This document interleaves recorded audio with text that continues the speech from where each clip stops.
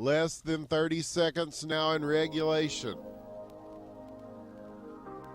Could this take extra time? 16 seconds. Here's Dial. Send it up at the point, J. Lalu. Call midget now, but Matt, 6 seconds, 5, Dalfan coming out. He gets around in 2 seconds. He's got to do it quick. Shoot the scores, 1 second left.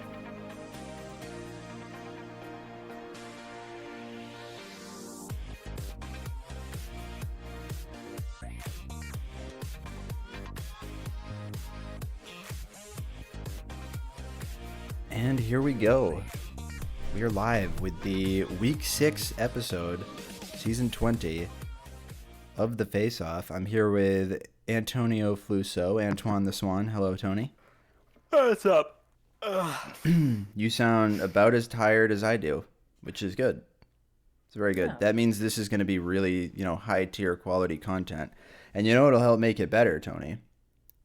What would that be, Dial? It's the fact that we have none other than Pessel here with us. Oh, yes. I really am excited that I get low energy Dial and Tony flow for my episode of the Face-Off. You're gonna That's a have good to have start. some really spicy takes to get us like all amped up, worked up, ready to go. Will it get us sitting up out of the in out of the the chair? your position, Yep, ready to go. yep. Yeah. It's gonna have to happen. So I don't think so. I don't think any of my takes are going to be spicy. I feel like I'm going to disappoint you. I don't feel like I have anything too controversial to say You can't, go, about. you No, can't you- go in with that kind Yeah, of mentality. yeah, come on. You're gonna have to be laying down some fucking intense takes here.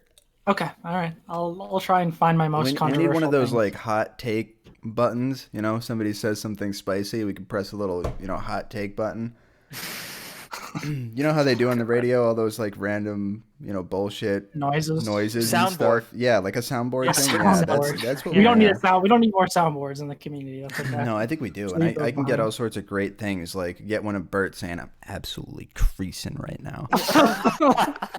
I'm just ripping a burp. Absolutely. Just Yep. Just, oh, needs more milk. See, like that is premium HQM soundboarding for radio quality content.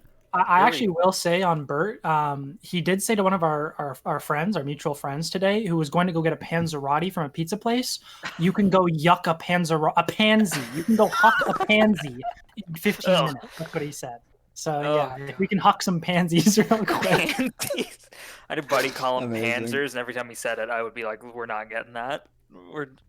There's no chance. There's no chance we're getting them if you're gonna call them panzers." Now In front of people. Tony is a big fan of panzerottis, especially I'm when not. they're like $7 or whatever from that one Yeah, place. the problem is, Kill probably knows this. I don't know if they still are. I haven't had one in a while. But panzerottis at Pizza used to be like $6.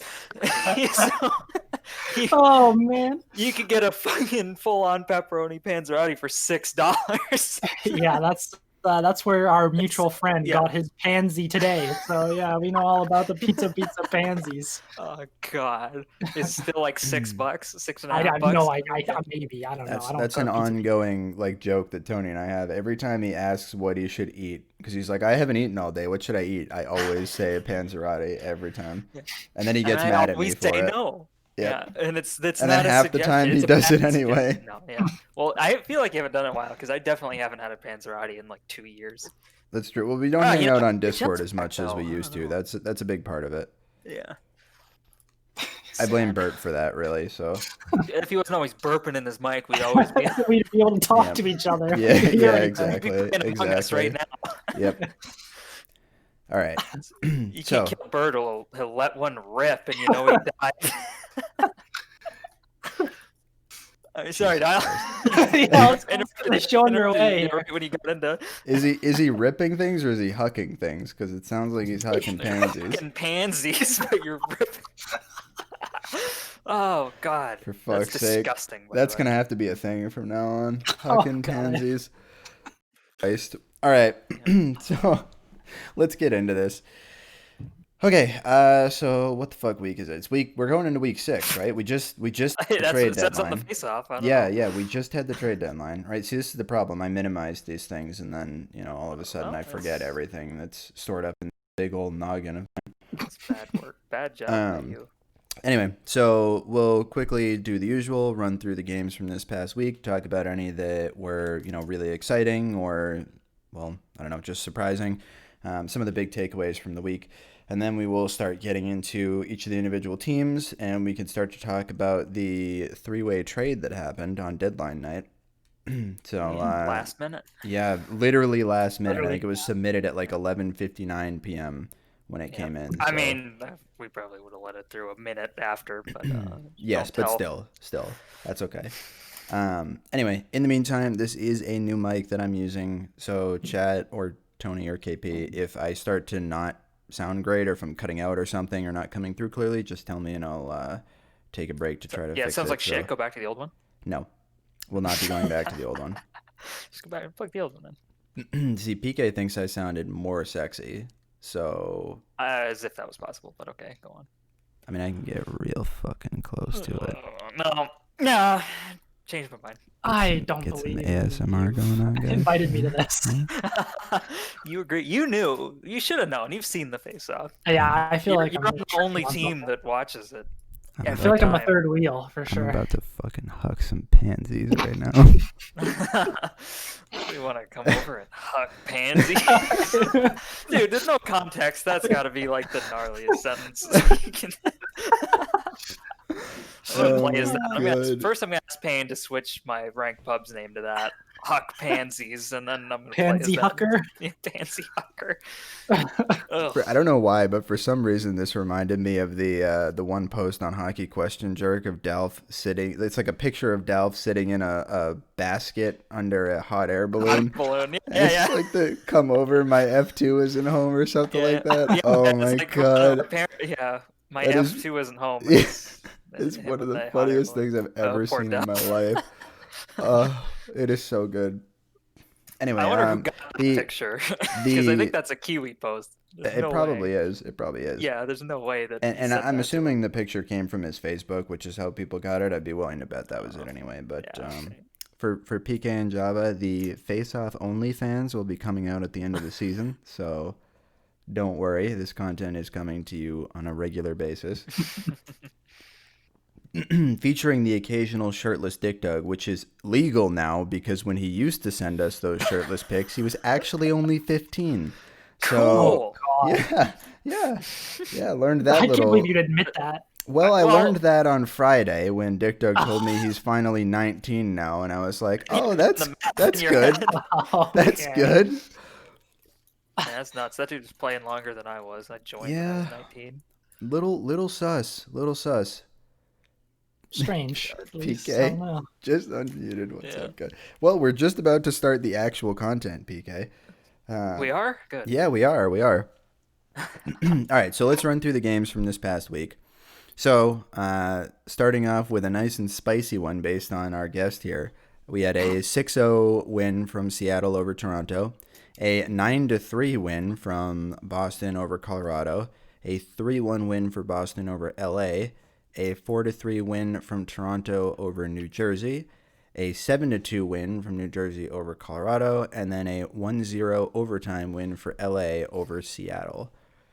So, a number of pretty crazy games on this game day, and kind of highlights something that I wanted to chat with you guys about briefly here, which is we saw 2 mercies and a third game that was almost a mercy. And I don't know the exact number of mercies that have happened this season, but it feels like we've seen a lot of them. Do you guys agree with that?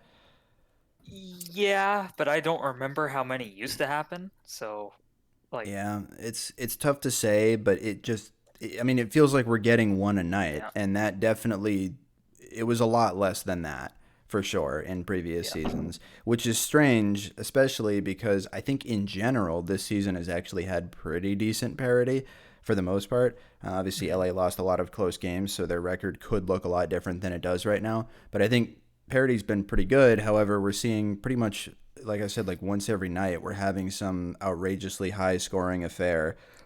Some of them end up being kind of close, like we had, an 8-5 Toronto game earlier in the season over New Jersey. But a lot of them, we've got 7-2, 6-0, 6-2, like just a lot of these 8-7, the overtime comeback thriller for Seattle the other day, or last week. So just, I mean, what do you guys think is going on there? I mean, do you think this is forwards are just a lot better now, or Otto's just a lot better now? Are the defense worse? Or the goalies worse? I mean, because this, to me, at this point, can be safely called the trend. Yeah, that's fair. I mean, save percentage isn't too bad this season, especially compared to 19. But I don't Well, know. 19, the save percentage in the league was pretty not I feel great. like I feel like the season's been pretty sloppy, I would say, but I guess that's to be expected.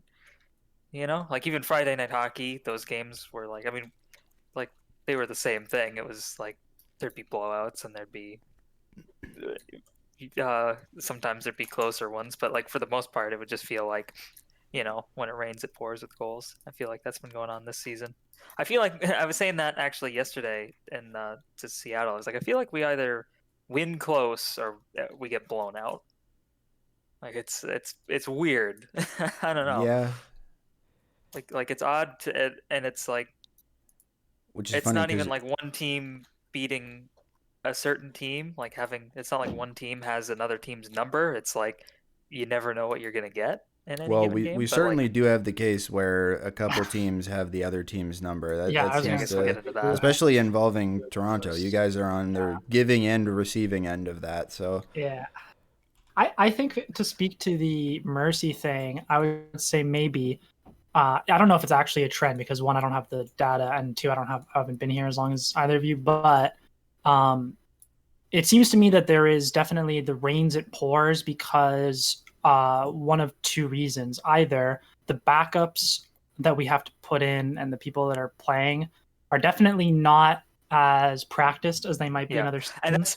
we didn't say it when you ran through the score. That Toronto game didn't have kill. I did, and correct. I actually, to show how much I pay attention, didn't notice. All I knew is your team was taking the 5, and I hopped on, started playing, and like we'd scored a couple goals, and somebody was like, "I don't think Did Kill's you hear playing." that?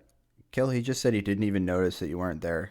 Yeah, I mean, Yikes. We did notice once. It Yikes. was like, "What's going on?" We were like, "What's going on here?" And we looked, and somebody was like, "A Kill's not playing." We're like, "Oh, yeah. And also yeah, the individual skill of the players, in my opinion, actually hasn't diminished to a significant degree. So, for example, Otto is still very proficient, but the team That's a defense fair way to is put it. slightly weaker because of the distance between the seasons. So, like, we're not as practiced with defensive zone how to coverage stop and stuff like that. Otto?" So like yeah, so stuff like so once you start getting scored on, you're trying to play more aggressive. You just start going chaos mode because of the distance between the seasons, and so that has kind of created. And that's maybe why I don't know.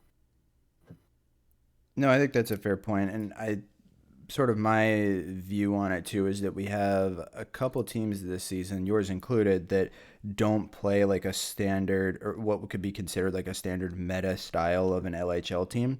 And I think adjusting to play against that defensively is something that takes a little bit to learn how to play against, and where, like you've said, we are coming off of a 2 year break, it makes it a lot harder to sort of go through and make those changes on the fly. So I I think the 2 year break definitely plays a lot into it, and I think that's the biggest culprit more than anything. If only it had impacted Otto a little bit more, that would have been nice. But you win some, you lose some, I guess. So Yeah. anyway, yeah, I'd be interested to see if now post trade deadline we continue to see this, because from my recollection, the mercies tend to happen usually at the end of the season when teams are kind of in, these games don't matter mode, or at the very beginning of the season where a lot of teams are still getting used to playing with each other. There's a lot of moving parts going around. And yet we've seen these continue on through the duration of the middle and getting close to the end of the season now, especially around trade deadline time, when you'd think that most teams have figured out how to play together by this point. So it's weird. It's weird because it's not just always, the number one team blasting the last place team. A number of times it can be, completely different. I mean, we being Colorado have been first seed for the majority of the season, and we've been mercied like 3 times. Like, go back in a season and find a time where the number one team got mercied ever, or more than once. I mean, that's pretty rare. So Yeah, we've also had mercies come at the hands of teams that aren't in a playoff spot, namely Seattle. I think you guys have mercied teams twice now, right? 2 or 3 times. I don't know. Have we? Once. I think for you. sure. I thought you have. I thought you have, because I'm pretty sure you shat on us once too. I don't think so. Anyway, We've point been is, mercied a bunch. they're coming all over the place here, and it's strange. It's strange to see sort of that happen from top to bottom, but anyway, neither here nor there. I suppose it's something we can look at in depth a little bit more at the end of the season, maybe get some statistics and numerical data to back that up and actually try to explore that a little bit further, because I do think it is interesting, and it's something that would be worth considering going into season 21 especially. So all right, let's get to the Friday game so we can keep this moving. We're going to try to keep this at 2 hours tonight. KP is what's the best way to describe this?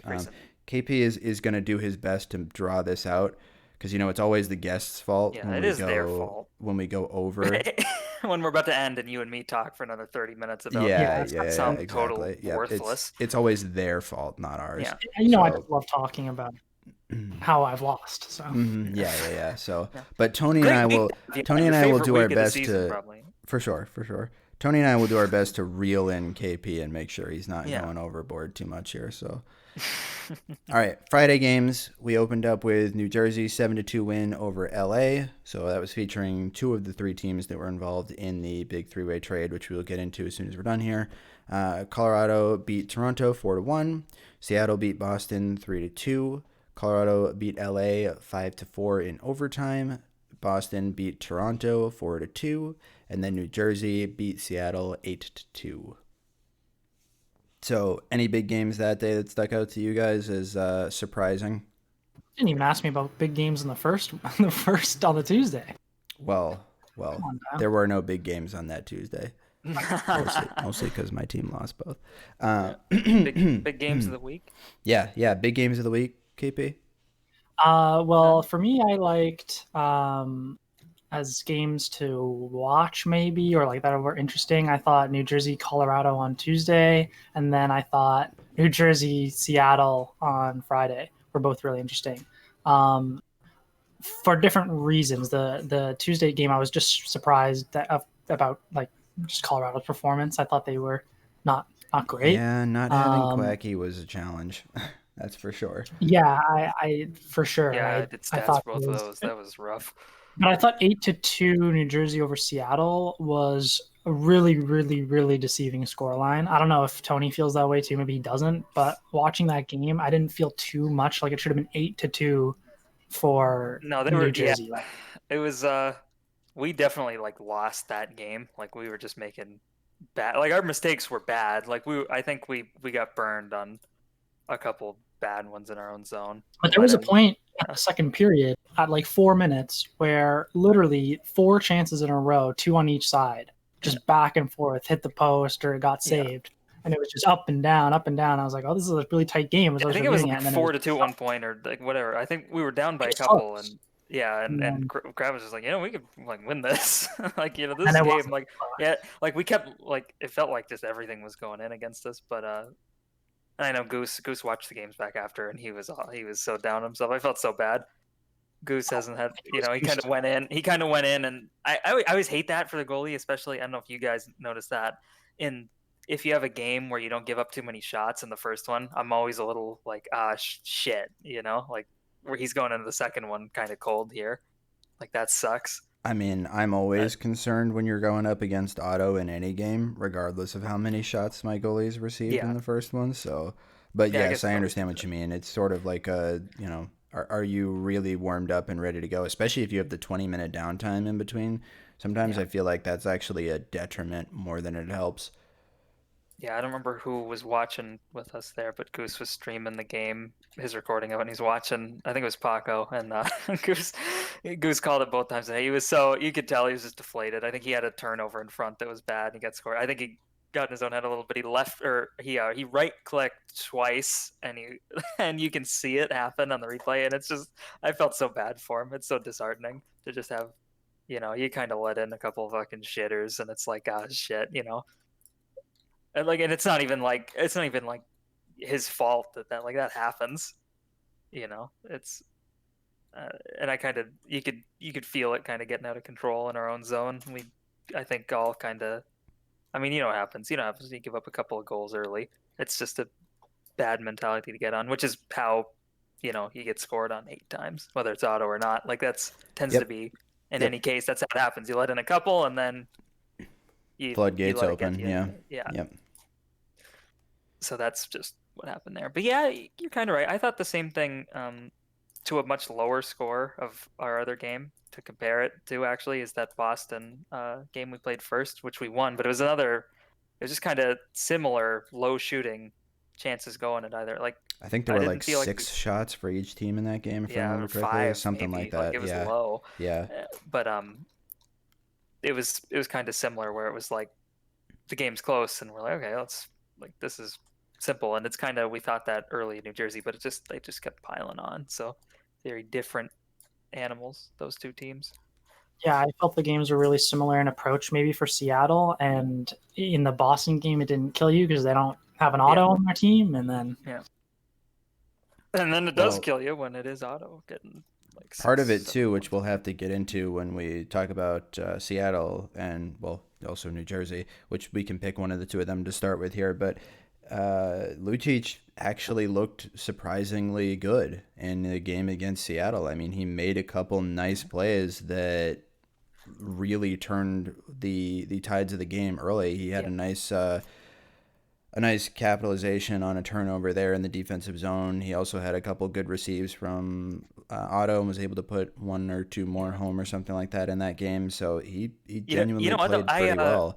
And to comment on Lucic, I didn't like his goals, but I did think he had a pretty solid game. Yes, I agree. He was in good spots. And considering where he was at for, the last, I'm saying the last years, in the last year that we were playing HQM, not in the past 2 years, right?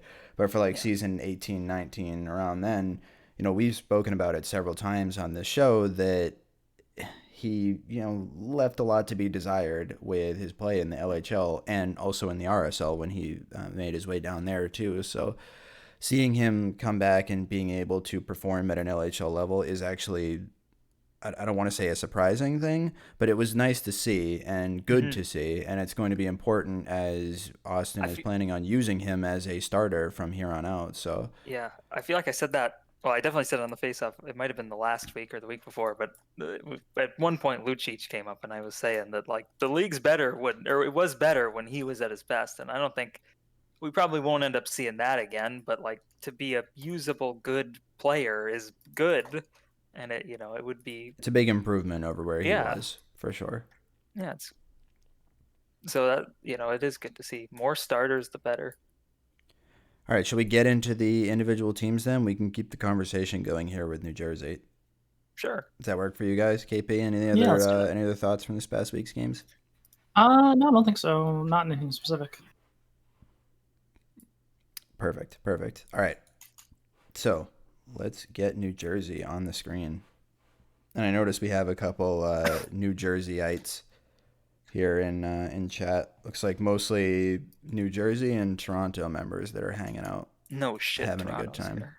I'm hoping Quacky's here tonight. I haven't actually spoken to him since the night of the trade, so. I talked to him for a minute. I don't think he's too thrilled. I don't know. No, I don't think he is, and I don't blame him. And Well, let's save this for the Colorado talk. Yeah.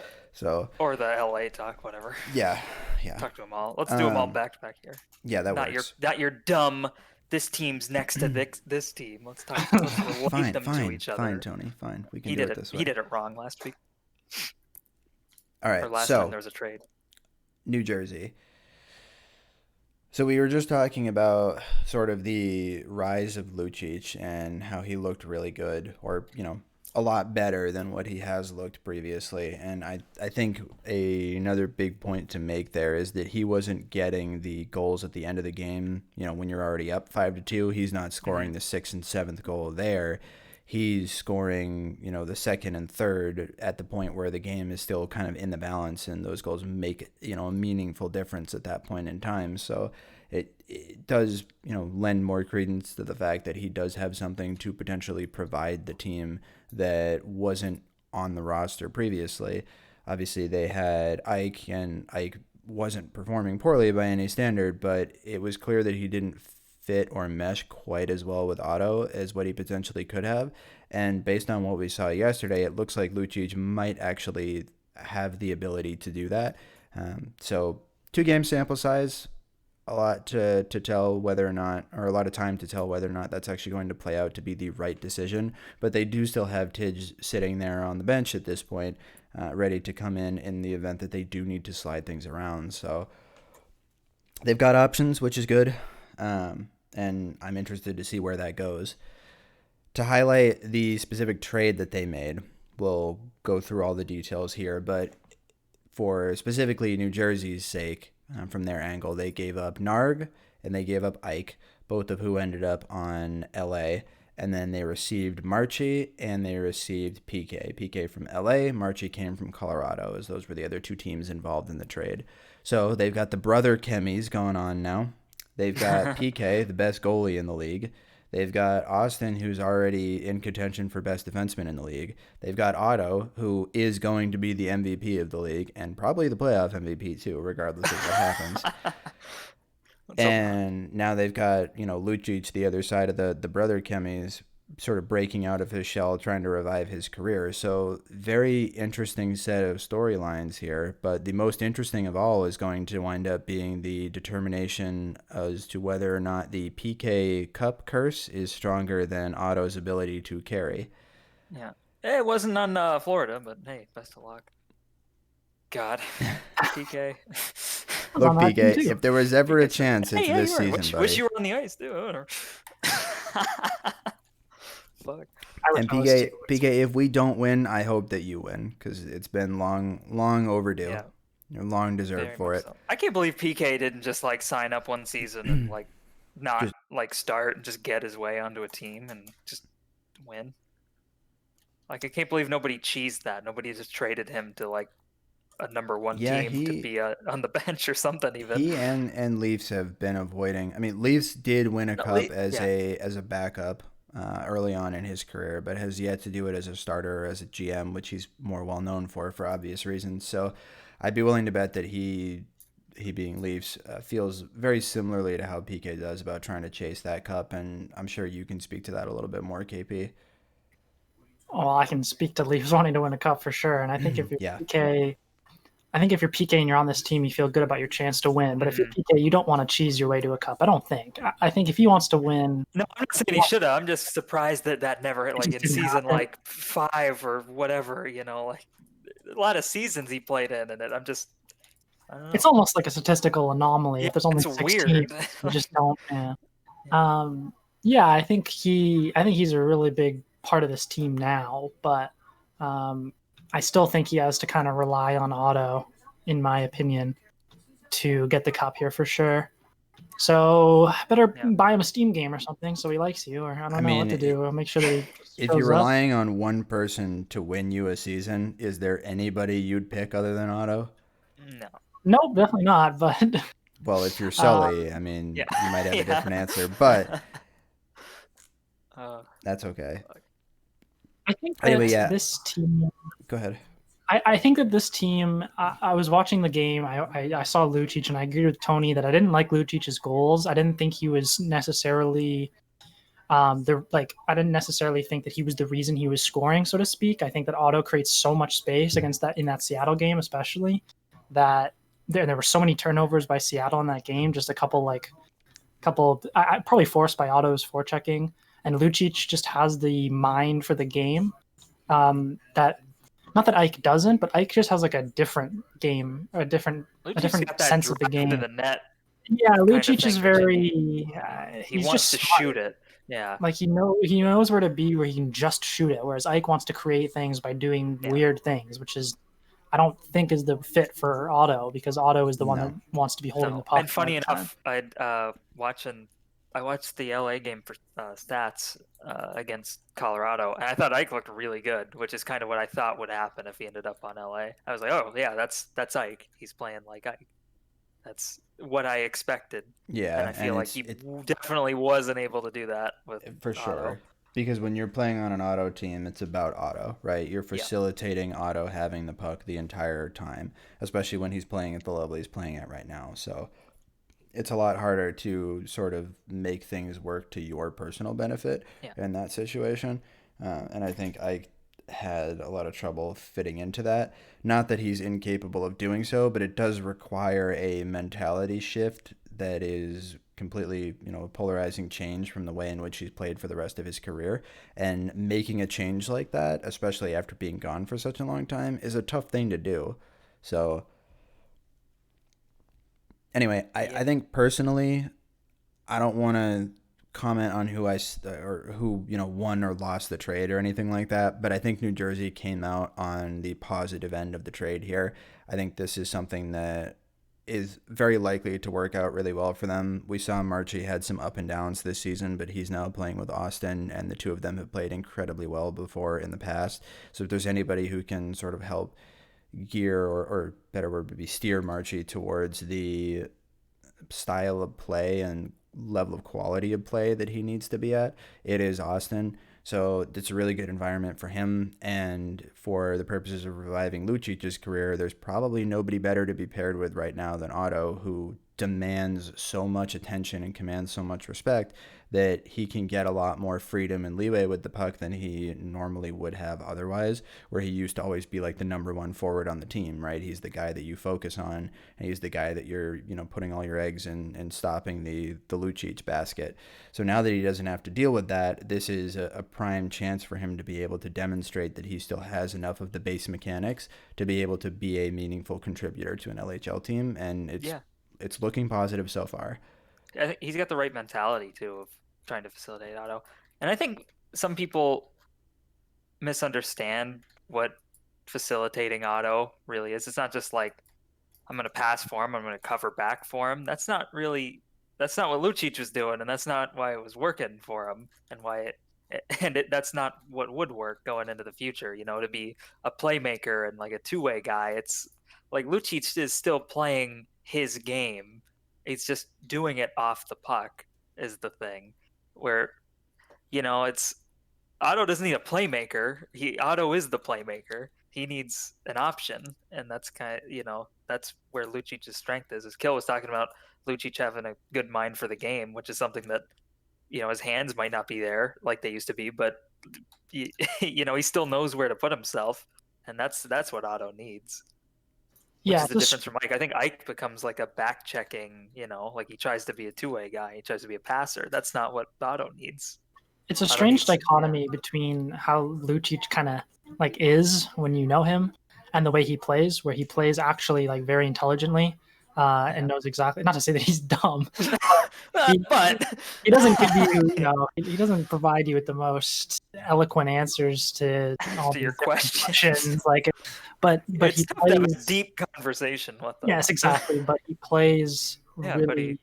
Obviously, he's smarter than he kind of lets on when he says dumb stuff to you. Yeah, both those boys, the Gardner boys. I think they just want us to think less of them. But if you ever get to actually talk to them, sometimes you can. And playing with Lucic in those seasons where I actually did well with him That's what I was going to ask you about. It was interesting because he really does not play selfish. Like he passes and he shoots, and he's good at both. And he's just a great player. And a lot of that was his mind. So I always knew that he was going to come back eventually. Like if he wanted to come back and get his mechanics up to any level that was acceptable, I knew he would come back and I actually asked Austin a couple weeks ago for a trade. I was like, hey, I'll take Lucic off your hands. I know he's so bad. And Austin was like, no, that's not going to happen. I was like, darn, I think he realized that Lucic is back and ready to go. Yeah. if we can keep blowing Lucic for a minute. Back in season 12 Oh, I'm when sure we got he's him on loving it. Cleveland. You're going to get a Snapchat I soon think, with him drawing yeah. a penis on his face again. Yeah.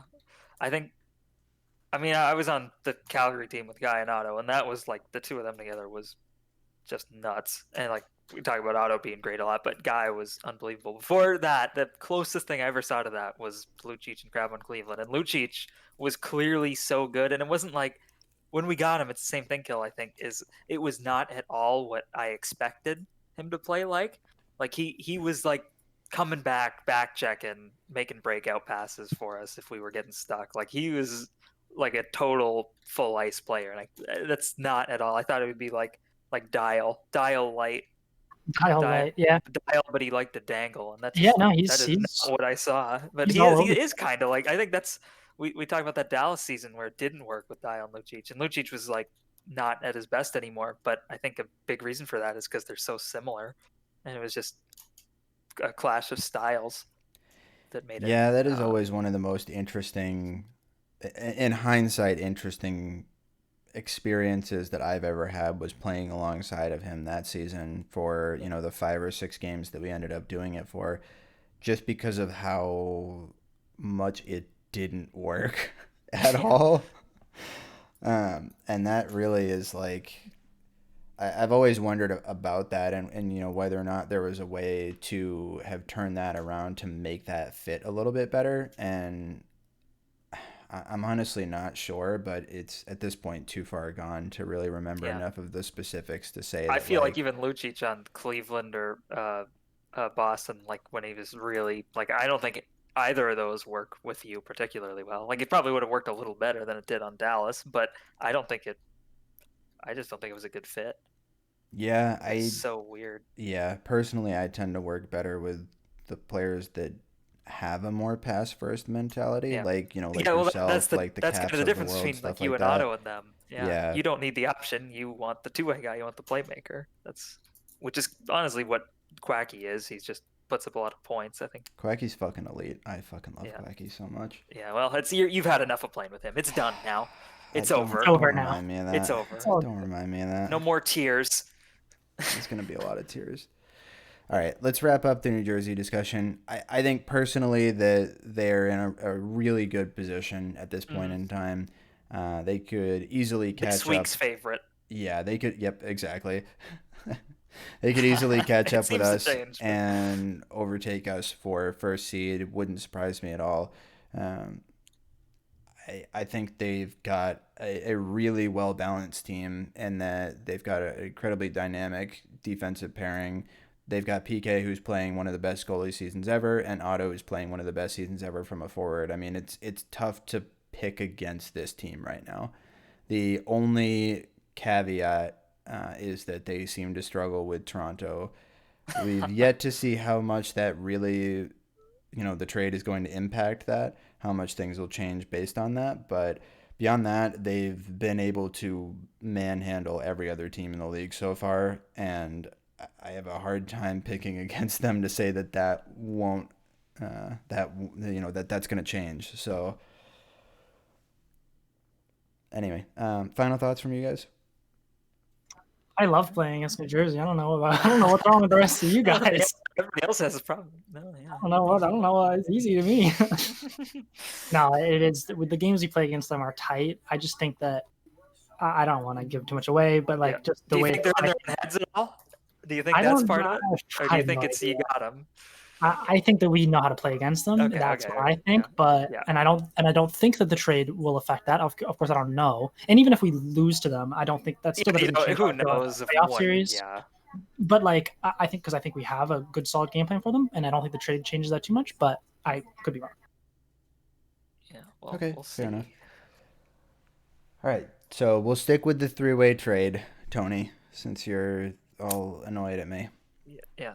Which team do you want to go with next, LA or Colorado? I don't know. What do you feel like talking about your team yet, or do you want to go to LA? We could talk about Colorado, I suppose. All right, we'll shift gears over to that. You on board with that, KP? Sure, yeah. I'd love to talk about Colorado. I would love to. All right, well, I'll let you start then. Go ahead and give us your thoughts on Colorado. I think despite us losing them, that Colorado's not very good anymore. And I think they are one of the weaker teams in the league. And I think the trade made them worse. I don't think there's a lot of room for Dial to do much of anything on the team. Like, I feel like he's really stuck. And in the games I watched that weren't my team losing to that team, so it's kind of funny that I'm calling them bad. And so how bad am I, clearly? I just felt like I feel like there's problems there that have not been solved. And I think they could be solved, and there's the talent to do it, but I don't know if there's enough time. I just think that they're kind of, yeah. These are the takes we brought you on for, KP. I love it. Keep it going. I did stats for them, and I was thinking exactly what you were thinking before I kind of watched them. I was thinking, okay, like they made a trade here, and I think on paper I see what's trying to happen, but I wasn't so sure. And I think it's a small sample, 2 games. It doesn't really mean anything, but watching them, I thought I was confused. I thought Kiwi was going to play D, and I thought what I would do is put him on forward, and then that's what they did. So I was like, okay, so that's something I wasn't expecting, but I think that'll probably end up working better. But I thought they looked good in the 2 games. Like, if it continues, I don't know, but I thought as a team they looked all right. Taze looked really good, I thought. It's Taze, you know? Like, there's a guy who, we're talking about Lucic having a mind for the game. Taze really just understands kind of the game and where to be. And I thought he was helping Dial sort of, even if Dial wasn't scoring a whole lot yesterday, I thought Dial seemed comfortable. Cap was comfortable. I know Cap was comfortable. He told me. He was like, Taze is so easy to play with. It's great. I love Taze. You could ask pretty much any defenseman that's ever played with him, and they'll say the same thing. So yeah. And I know I've played with Taze. Like, Taze is the easiest D-man I ever played with, probably. Like, it's just, you don't have to even think. He does all the thinking for you. But he's got such a huge brain. He takes all the thinking. The only question that I really had, and even though I would have done it, was the Kiwi Dial forward pair. I didn't think it looked great. Like, we could see it could look better. I didn't think Kiwi was doing all he could to maximize all of his chances or make plays. But like, that's something that they're probably gonna get better at as it goes on, and they basically secured a playoff spot, so there shouldn't be any concern from them. Yeah. So I could speak to some of this a little bit, right? So we went back and forth in scrims with Kiwi on D and Cap on O, and then reverse as well. We tried out both of them and had mixed success with both setups there.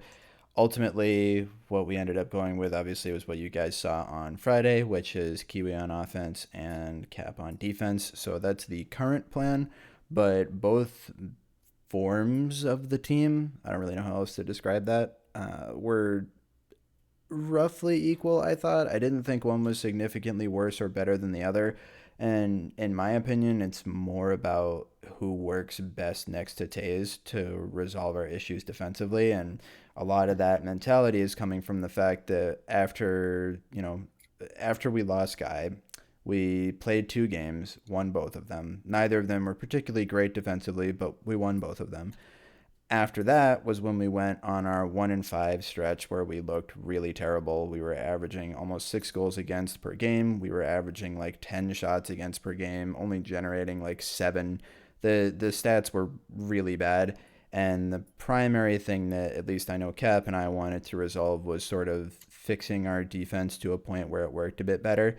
So that was the focus, and has continued, at least early on, to be the focus of figuring out how to make our team a little bit better heading into the playoffs, or at least built with a stronger foundation, because there was a little bit too much volatility with the way our defense was working prior to that.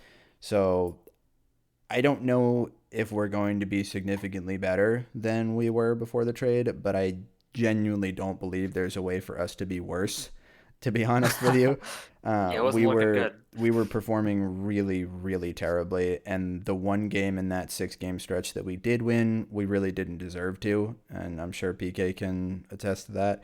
So it was bad. Yeah, but you didn't deserve one of the losses either. You could argue that, but at the same time, we blew a 5-goal lead, so at that point, you kind of do deserve to lose. So I guess. Anyway, I think the trade was a necessity. I've heard a number of people suggest that we should have just kept with what we were going with, even including keeping Guy on the team. Yeah. But I genuinely don't believe that that would have been the best way to go about it.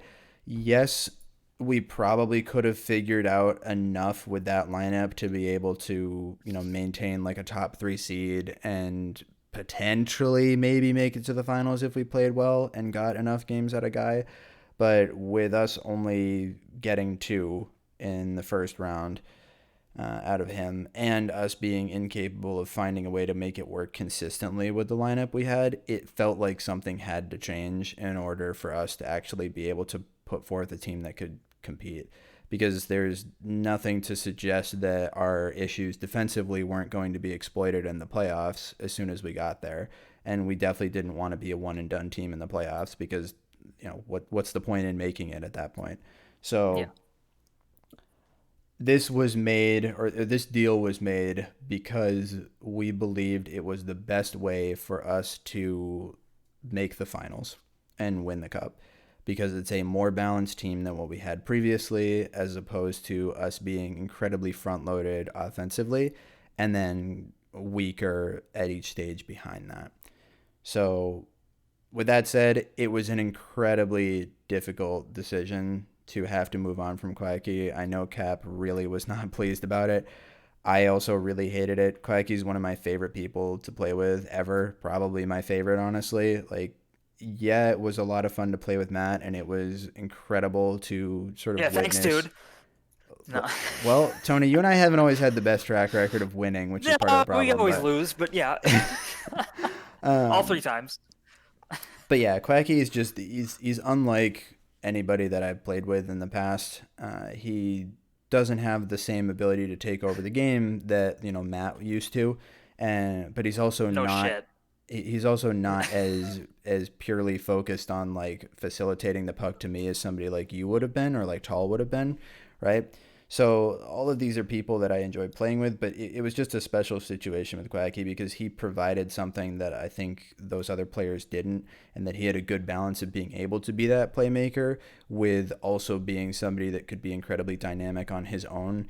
And that's really tough to find in most players, and I was fortunate enough to play with him in 4 seasons in a row. The first was as a backup, the second one was as a goalie, the third one was as a forward finally, and then this one as a forward. So we've played a lot of games together at this point, but it was a really disappointing realization to know at the start of this season that it would probably be the last time we'd play together. And knowing that now, at the trade deadline, we have now played our last game together and didn't even know it, was it was a tough pill to swallow. And I'm gonna miss that for nothing next season, but I understand. Yeah, we'll see. I'm hoping out for that, but yeah, it's rough. It's definitely rough. I really appreciated being able to play alongside him. I know Cap did as well, and it was difficult to move on. But I think being able to have a true number 1 defenseman that we're confident in and that is confident in himself, it makes a big difference to our team. So yeah, big. I think that the trade, you lose a top 5, you lose a top 3 point getter, and in my opinion, top 5 player. Top 5 player, so you lose that, and it's really difficult to win a trade where you lose something like that. That's true for real hockey too, but even more so in this game, because of how there's only 5 people who take the ice, and your shots against per game is the second You're like third or second in shots against in terms of Well, like. that's the thing. He's talking about with the guy. It was so unbelievably low. I don't think you posted that. You posted this. Just you sent it to me and Cap, right? Like I wasn't even supposed to see it. I think Dial screwed up, and he sent me some stats of the I team actually with ended and up without showing Guy. that to KP too. He saw that. Oh, okay. But So go you ahead, saw that. So continue. you've seen the same thing then of like without Guy, I think they let up the most shots in the league. Yeah, and I'm worried that without Quacky, the defensive improvement won't be enough to offset losing all that offense. But I think It's a I big guess if you're risk. It is. Dial, you have to have faith, right? You have to have faith that Dial can. Yeah. I have nothing against Kiwi. I love Kiwi, but I don't think he's at the level of Quacky Face right now. And I think Not as a facilitator to Dial. I think maybe he could hit it, but it's a matter of he's got to start playing like he's not really that. Like he can facilitate Otto, but Dial and Otto are two different beasts, disgusting monsters. Yeah, and I think awful to look at. I think that that's what I'll say is that I think that losing Quacky is really going to hurt, especially going into the playoffs. But yeah, I think most people would look at that and say we lost the trade, at least in terms of talent on paper, right? That's what I thought right after the trade. But seeing it pretty in action, reasonable I'm like, to okay, say. that's fine. But that was the sacrifice that we had to make, was we had to give up talent somewhere in order to try and make a universal improvement to the team. And it's exactly like KP brought up. We're banking on the improved defense outweighing the diminished offense and it working out to be a better overall, more consistent team.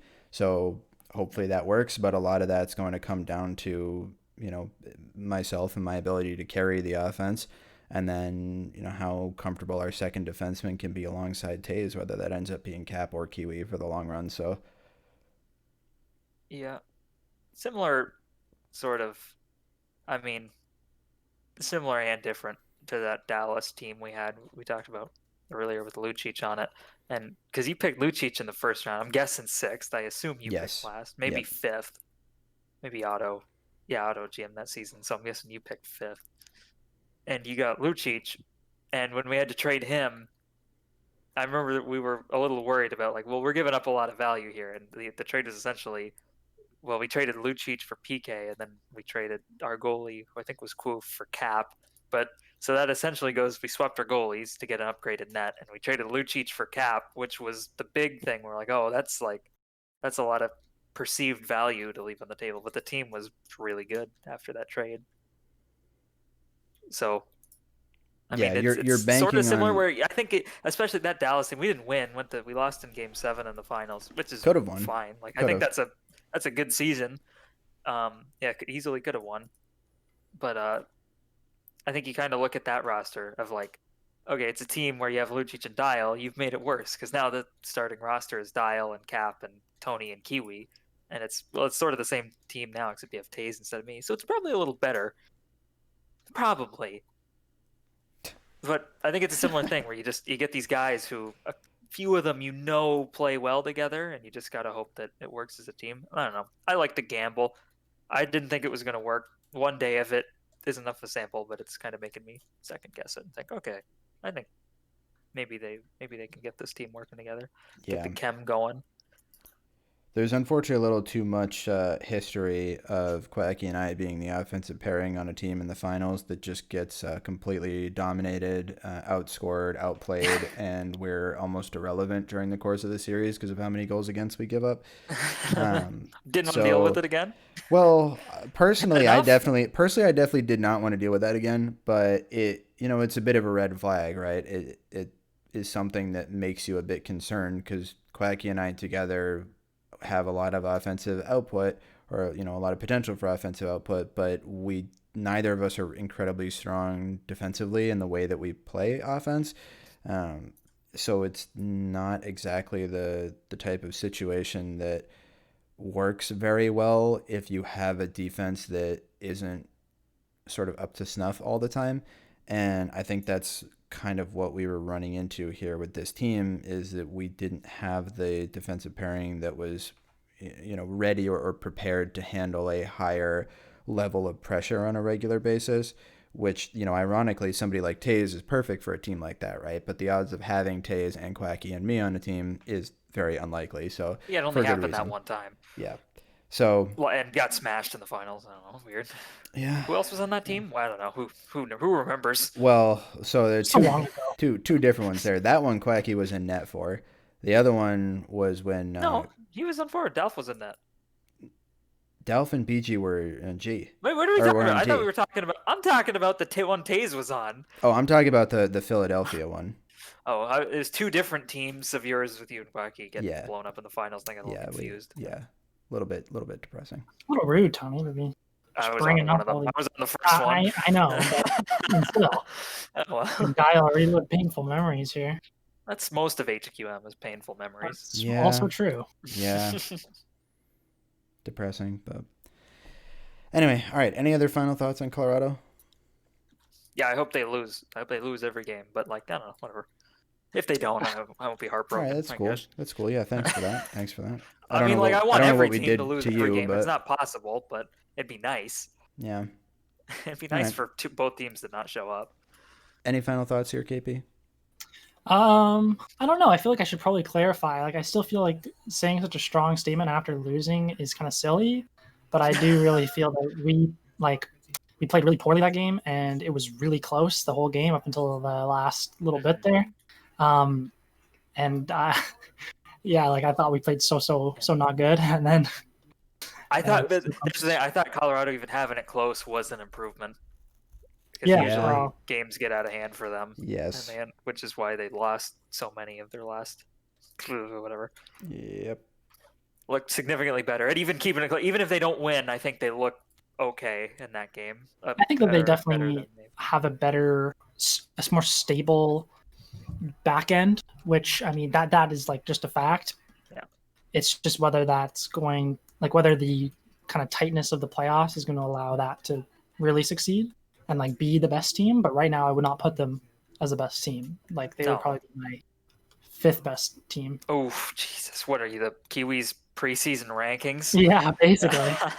Kiwis' predictions basically came true. Okay, if it wasn't for Guy absolutely steamrolling everybody, those stats without Guy look kind of like Kiwis' preseason predictions. So in fairness, we were 3-5 without Guy, and in the stats that I sent to you, Tony, and that you saw as well, KP, that did not include the 2 wins that we had before our 6-game streak.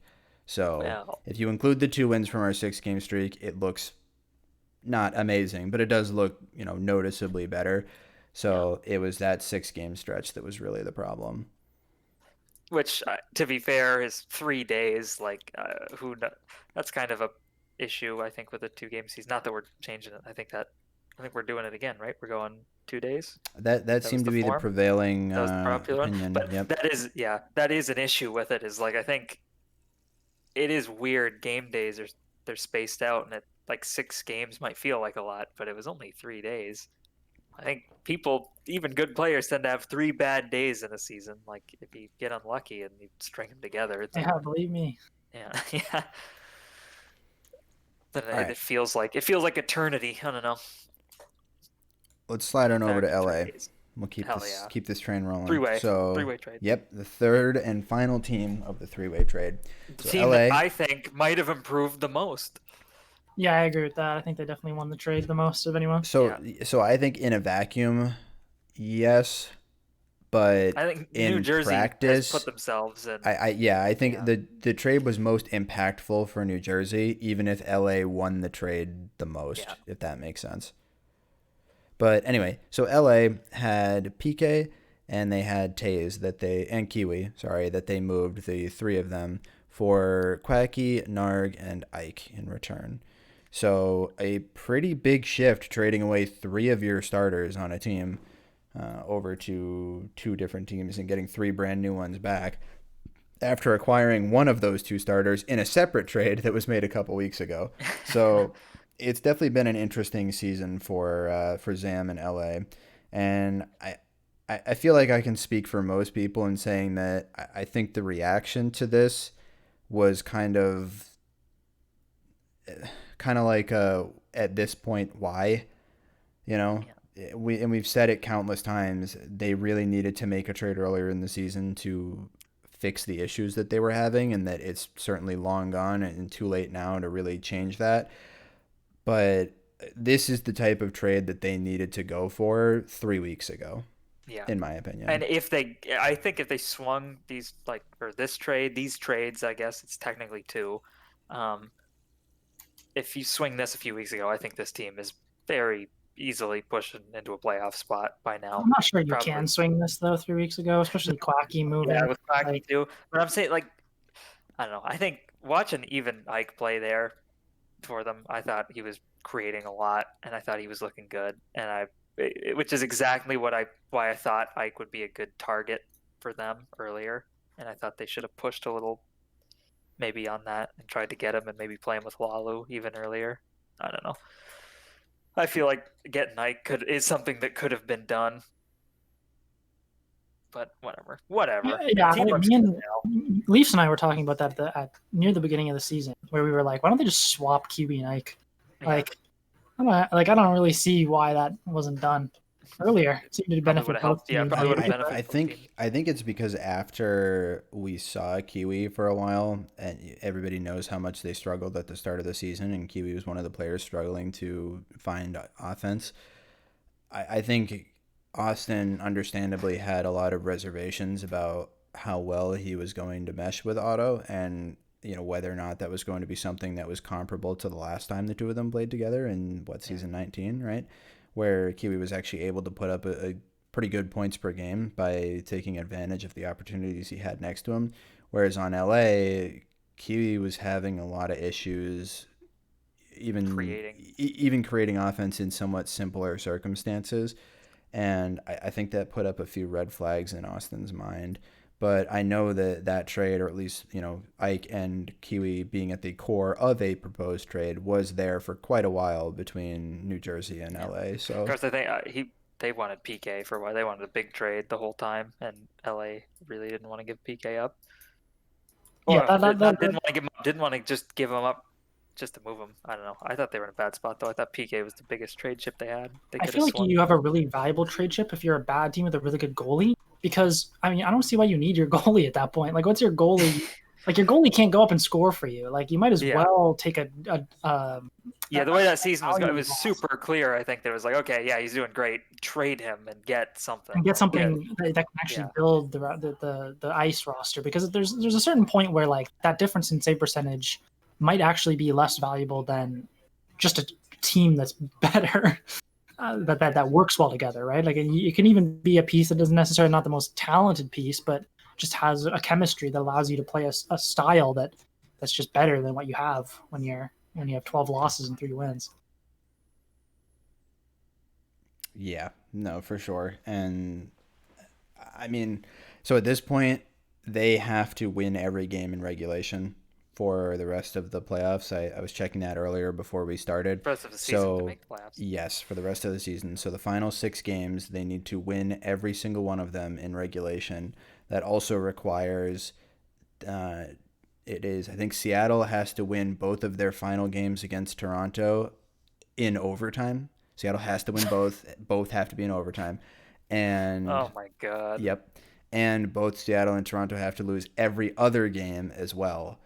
Outside of their games against each other. So basically it requires you to go 0-6, KP, and then requires Seattle to go 2-4, both being OT wins, and then LA has to win out. So why not? It's possible, but let's try it. if they even so much as win in OT in their next game, they're eliminated. So I spent some time doing the DeBeasy math to figure that one out, but thank you, DeBeasy. Yeah, so much. It's pretty much over for old LA. But, I don't know. At the same time, who gives a shit if you're on LA? It seems looking okay. You should be able to score some goals, get out there, get some points, try to win, even if you lose. Whatever. I think it was kind of over. I think everybody knew. I think they have a much more complete roster now as a result of the trade, and I think that this is a team that can be more competitive in some of the higher scoring games in particular than the previous iteration of this team was.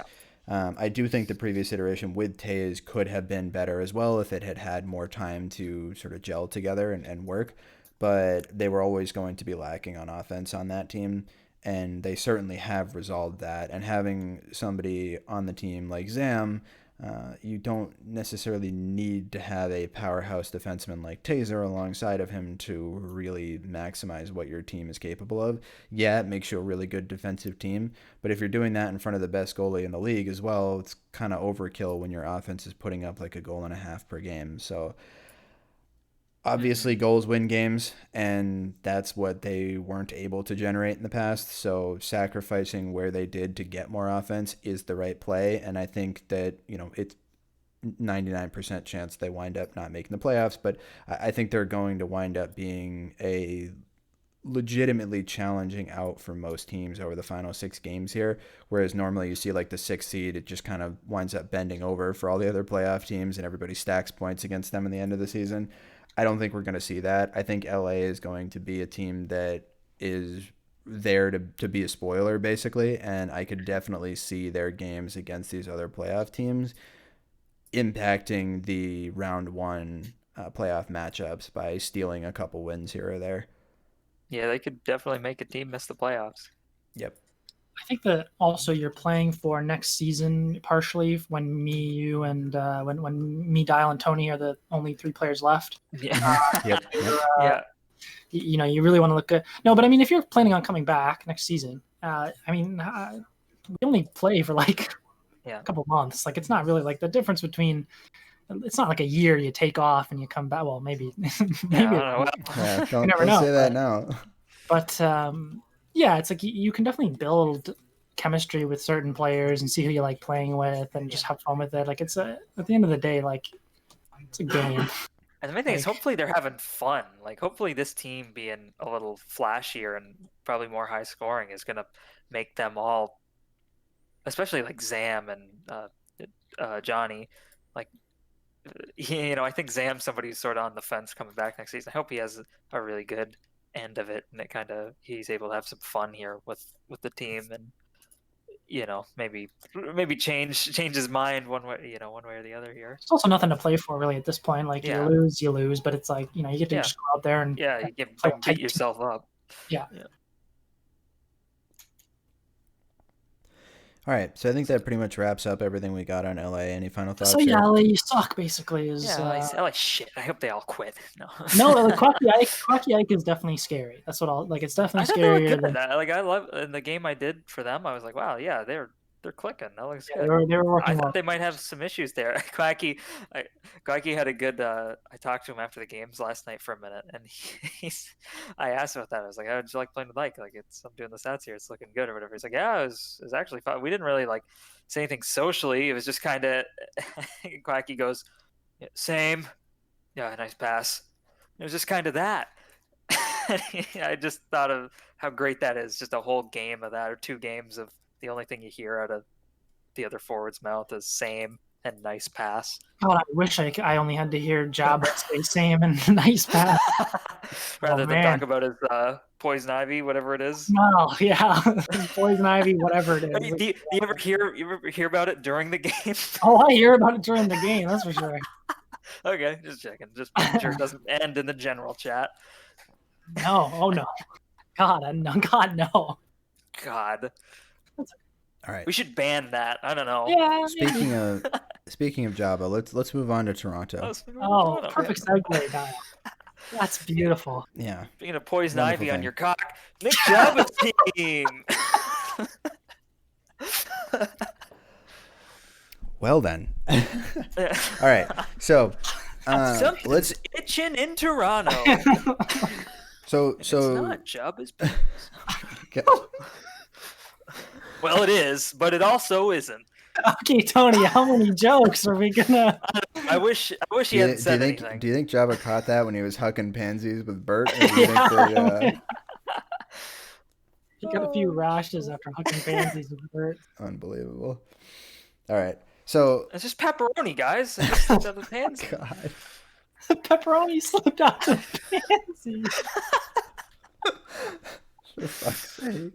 Oh my god. All right, last one. See, didn't I say that Tony and I were gonna have to fucking reel in KP? He's just gonna send us off the rails here. I'm trying to reel in These the things. This is Kill's fault. First, he didn't wrangle his man in Java. Yeah. And then he had to.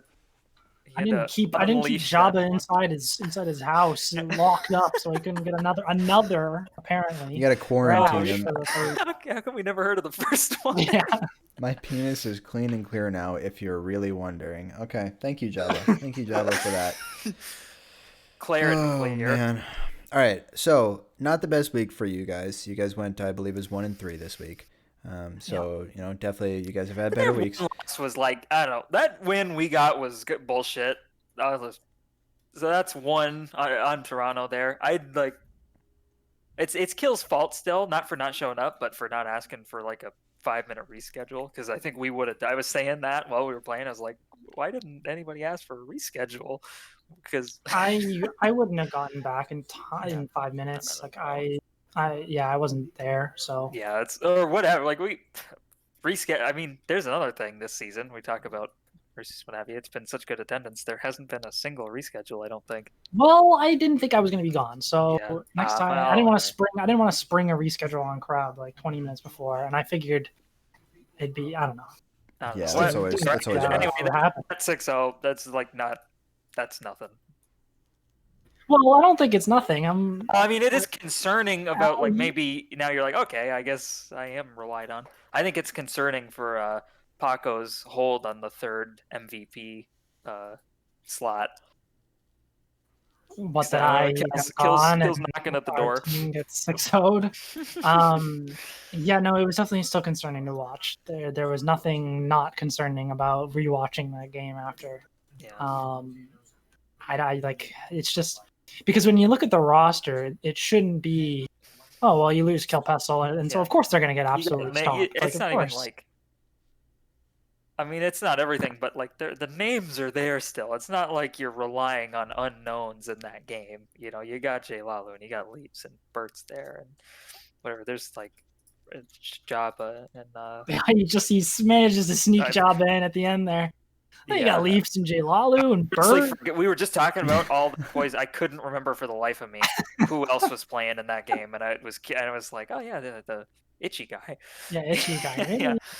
I genuinely we spent a 10-minute. I'm hoping that itchy guy was so itchy that anyway, sorry, he just Jabba, was but, throwing pizzas up the ice. Maybe that's what was happening. He was just so itchy he couldn't even control. And we'll be back next time. It's just sort of I don't know. It's just sort of that game. We talked about it. I mean, kind of you let in some and it just gets out of hand. That game just like got out of hand right off the gate, and it was just like never recovered. Like they didn't get a shot. I mean, it was only like the game was like 6 minutes long. Like it happened quick. I mean, like the scores get run up and stuff, and Kill wasn't there, and it was just probably a mental thing why they kept getting poured on in that one game. Not to dwell on one game of the week, but like I don't know, that one's like it. We were there for that one, Tony. Yeah, that was an outlier though to me. I wasn't there for that one, so yeah, you have more insight than I do. So I mean, here's the guy was playing and he was rapping them like a maniac. Is what was happening. Here's where the parity of the league really kind of is a detriment to each individual team, because you guys were 4 points out of first seed, knocking on the door when we started this week. And when we finish it here, you're now 9 points out of first place because of the way that things shaped out there. So definitely not the situation that you guys wanted to find yourselves in, especially when you consider that Seattle is now knocking on the door right behind you, only 2 points away from you. Does it concern you at this point, or do you think that this past week was mostly an anomaly with, the situation with you not being there and then having a bad game against our team? Like, are you concerned moving forward, or do you still have good confidence in your team that you guys will be fine? I was really concerned by Tuesday's games because I missed the first one and we got absolutely destroyed, which I really do not like to see. And there was a bunch of reasons, like Tony said, but even still, I don't like seeing that. And it's not just on my team. Like, it's not like I'm saying, oh, well, my team sucks when I'm not there. It's like, well, I've done something You could wrong. win MVP. Like, is there something wrong in construction or in my tactics when we just get absolutely shellacked by Guy when I'm not there? Like, and Tony, of course. Don't forget Of Tony. course, a goal. He was on the ice. And then on the second game, I scored 3 goals and got 1 assist, and we won 4-3. And Over New Jersey. Over New Jersey. Yeah, yeah. Important. And like, it's a little like, oh, good, we won, but I'm a little concerned that, like, I don't know. It's just like, I don't want to be just sitting here and trying to solo carry. I'm not good enough to do that. And then, but on Friday, I thought we could have won both those games. Like, rewatching them back, we had the majority of possession against Boston by like a huge amount. Like, we had the puck in their zone for maybe 75% of the time. And we had a few chances that Sully just robbed us on again. And the way they play us, they really are just, it feels like they're playing containment a lot of the time.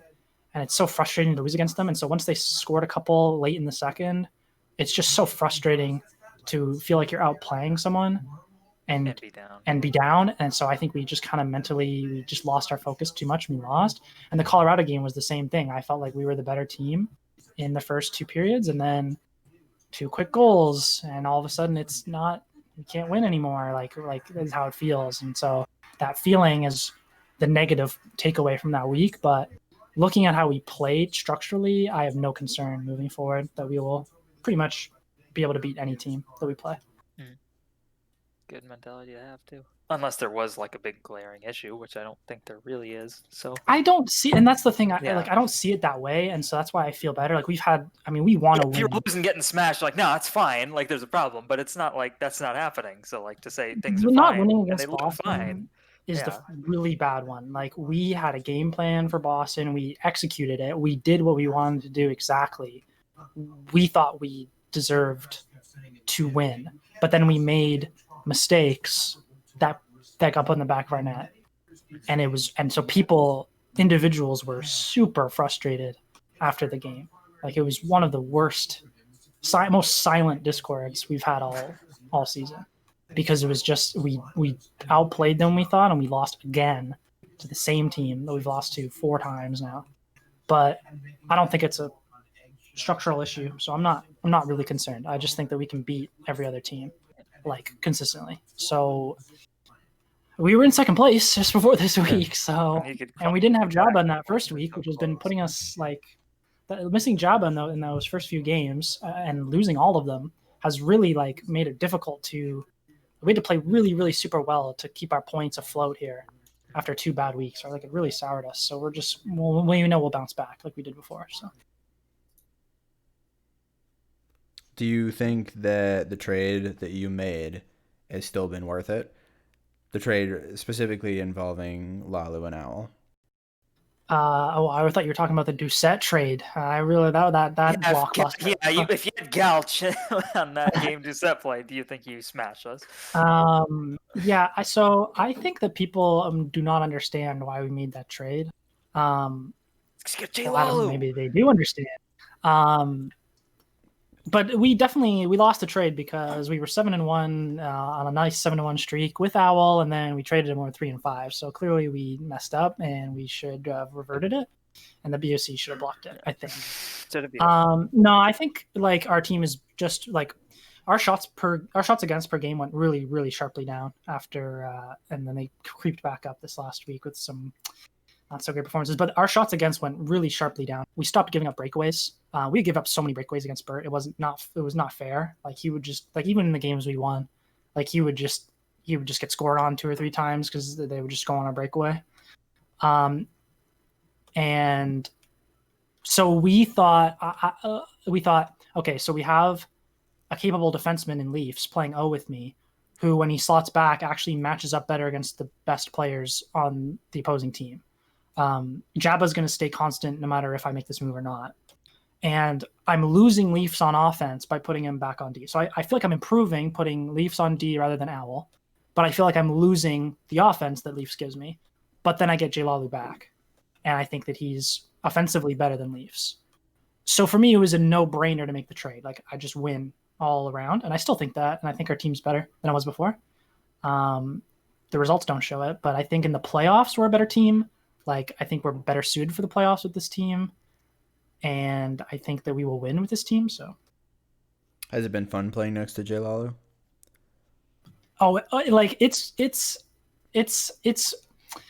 challenging in a sense because we had to change our styles slightly to each other. But it's pretty good. Yeah, he's pretty much always an option.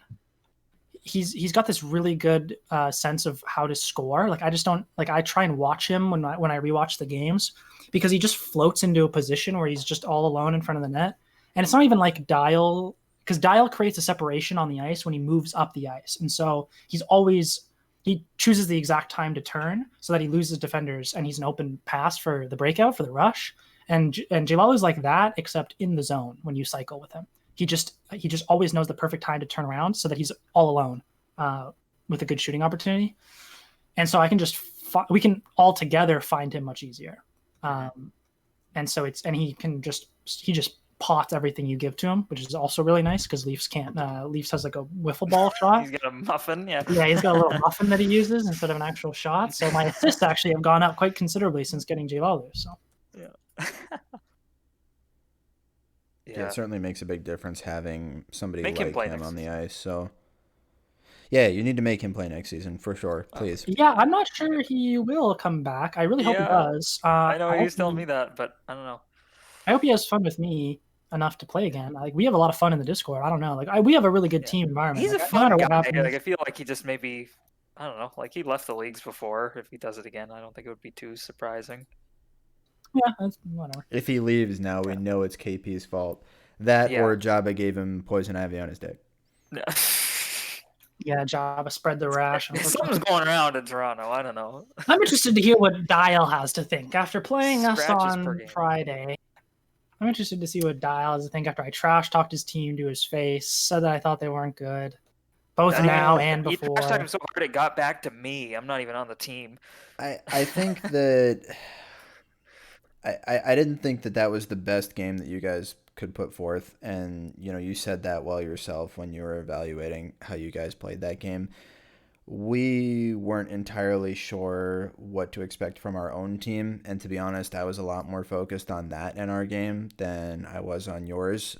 Given the situation that we've been in for the last 6 weeks, it's been a lot about our own self-improvement and not so much about other teams. In the past, we probably wouldn't have made that three-way trade, for example, because we would have been concerned that it would improve New Jersey too much and make our competition harder. But we reached a point where we could no longer justify focusing on anybody other than ourselves because of the hole we put ourselves into. So, yeah, to be honest, I didn't think you guys played your best game. I didn't think that was a game that was entirely indicative of what your team is capable of on a regular basis. I thought Bert didn't have as good of a night as he could have in the past. Some of those shots that we scored on are things that I know Bert saves on me usually, so I think he was a little bit off in comparison to what he could have been, but that seemed to be the case for most of you guys on the team. So I personally don't put too much stock into it.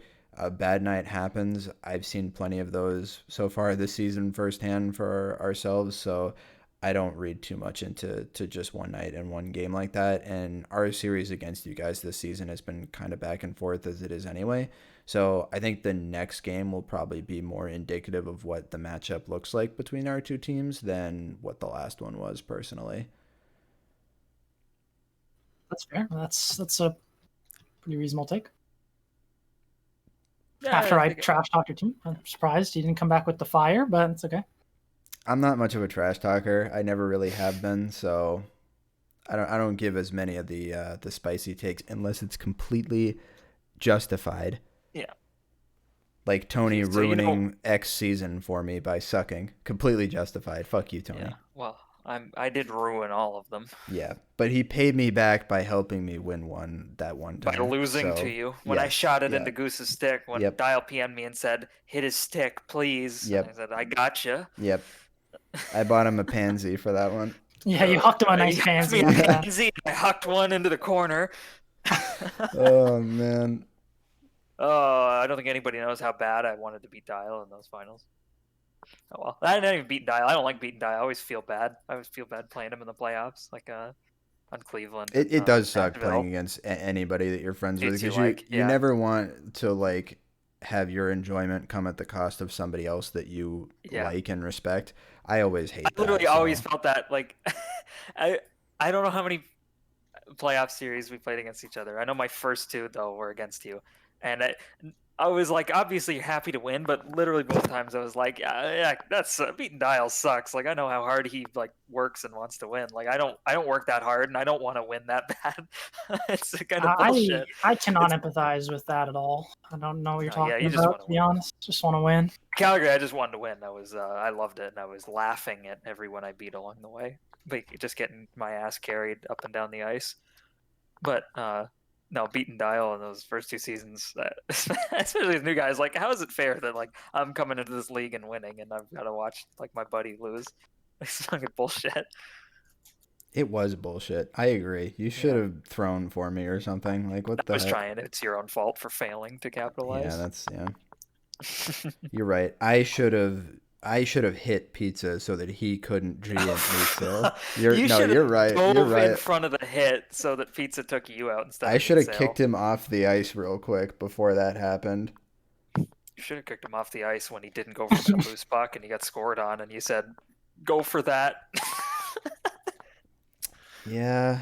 That was that was the most hostile I've ever seen you in an LHL game. Dial was when Pizza didn't go for that puck, and you were so pissed. It was And he was pretty like, "Well, I thought bad. you get it," and you were like, "No, that's not mine to get. That was yours." Yeah. Only did it Yeah. because it's your buddy too. I guarantee if Guy doesn't go for it, you're like, "Oh well, next It time." was it was a situation, that's for sure. Let's just it's put like- it that way. It was a Off situation. topic. We can have the season 11 Chicago face off. That would take Reunion about tour. 17 hours. Anyway, yeah, we'll move on from that. I But think I was on that team, was I not? I don't Was I on season think 11? so. I was. I never played. I don't think And then so. I was not. I thought you were on Matt's Chicago. Oh, I was on your team. You drafted You me. remember? You I was drafted not the Kill GM 2 of that times, team. people. Guy was the GM of that team that he's referring to. Yeah, the one's Kill. Ah. Or the 1 or 2 Kill was on of yours. One. I don't know. I remember him taking you and saying like Kill's gonna be good. He's gonna be my like a prospect. I was right, by the way. Him. I was 100% Yeah, right. I mean, you were right. Well, you also drafted Pylon. You said Kill and Pylon. These two are they're the Look, future. Pylon could have been legit, okay? He quit too early. Pylon was going to Yeah, be that is the true. next Yeah. best defenseman in the league. right? Pylon won Rookie of the Year in both You remember that? JSL and You remember that, RSL KP? over me. No, I don't. Did you say he won fucking? You won RSL and JSL Rookie over me, and I scored my- a lot of points in both those leagues. God, that's and, funny. People are Yeah. so high on Pylon. Oh my god. I don't remember Violins. I remember him. Legitimately Yeah, I thought remember. he was going to be really good because he had I was picked high on up. Mervs. Well, I know. That's the I remember one. that. I remember Yeah. you being high on Mervs, but yeah, I thought, or a lot of people were on board with Pylon. Like I think Crab might have been too, because he played well defensively from an early point in his career. And Yeah, you don't usually see that. exactly, to pick up quality defensive tendencies that early in your career is really rare. And that is what led us to believe that he had Yeah. some real potential to be like actually something really, really good. It pains me to my core to say it, but like BG was sort of similar, where he came in and sort of had some defensive ability, and he Mhm. like knew where to be, and it was kind of Pylon was probably looking like that, where he could have stepped in pretty quick, like Yeah, I after a don't couple think- seasons. none of the three of us have those tendencies, so I don't know what. I did. Hey, Tony can be a useful defenseman, all right? Yeah, can- you well, can kinda I do don't know. it. Maybe He's not not this useful to season. Pylon, clearly, Yeah. but Yeah, I'm no Pylon or Mervs. no but, Rookie like, of the I don't Year know. in JSL. I was But- snapping passes to Dial. I'm kind of like Ryan Whitney, where like he had a bunch of assists and got his money, and now he hosts a podcast because he was a useless player. Yeah, but you're not Yeah. 45. Yeah, I guess. Yeah, I'm still playing. Is the sad thing. He's 45 in HQM years, though. God, I wish you were wrong. All right, Like let's keep going Are because we we're moving only. on from Jabba's rash we, now? we Yeah, got two yeah. teams here. Who's got I a think rash on we- these two teams? Let's do that one next. That is a good question. Let's do Sully's team next. Let's do Boston. Sully's team. Yeah, Sully's probably got a rash of some kind. Oh, yeah, for He's sure. probably got a few, yeah. Yeah. Rash yeah. decisions is what the title of this one will be. Wow. Ooh, that's good. That's good. That is spicy. All right. Sully, I did about a month ago. Cleaned up now, though. Hey, did you hang out with Jabba around the time that he first got his rash? I mean, we're trying to figure out if there's any correlation there's here. a timeline I'm here. really Yeah. worried. I've got some things to check up on here. I've Yeah. been scratching, and I'm a little worried to look. The Toronto team doctor is a little concerned that there might be something going around here. We were looking for outside consultants. We The tried Toronto Doc, team we doctor tried doesn't Dr. wash his Germs, hands, I've noticed. we tried Dr. Slugger. We tried every doctor we could think of. Dr. Germs, Dr. Slugger. God. What about Dr. Killinger, dude? I Doc, think that who is predates that? like both of you. That used to be Winter's casting I know buddy. Killinger. I know the name. Winters used to be the play-by-play guy, and Dr. Killinger used to be the like color commentary. And the two of them used to host the Friday Night Hockey on IBN, and they would do the HQML, and they did a little bit of the LHL towards the start. But yeah, Killinger has not been around in a long time. Funnily enough, he stopped casting HQM games around like season 2 of LHL because he thought the community was too toxic. Yeah. And he was Well, right. didn't He was completely right. The irony he of was that right. is hilarious. So, but especially didn't- because it might be, in some ways it's more toxic now, and in other ways it's not. There's a lot more racism now. So, Yeah, we're trying Yes. to cut back on it. yeah. We can't cut back on the beliefs that some people have, unfortunately. Back then, the only racist stuff was Marchie saying that he'd want to cross the street Oh. in certain Yeah, circumstances. yeah. We know why he wants to cross the street. That was the most racist stuff going on back then. Nowadays, it's people that have a weird fascination with things like the N-word and using it incredibly liberally. So Yeah, and also being on the Steam forums for games that have tanks, and yeah, with yes, other tank enthusiasts Yes. sharing their opinion on a certain dude with a mustache. yep. I don't know. Dial, man, you gotta stop with That the look- forums. Look, no comment. No comment. On to Sully's team. Anyway, yeah.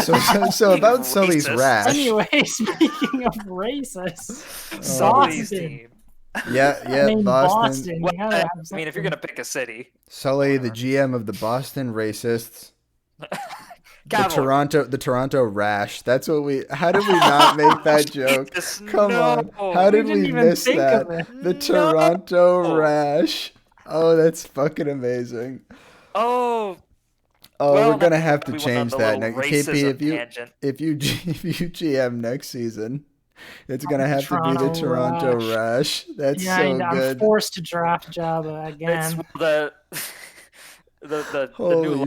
shit. It's Jabba with a rush tattoo on his forehead. Oh my I'd love to make God. Jabba my logo. Yeah. Holy shit. God. He looks like Alright. a real pirate with a rash and everything. Okay, Anyway, sorry. So anyway, Boston- completely straight faced. Yes, very serious. Boston Cavalry. So They're just I don't even honestly. It's the same. They win one and they lose one. It's the same. yeah, team it's the as same been. thing. Yes, yeah. I'm sick of these. They bore me.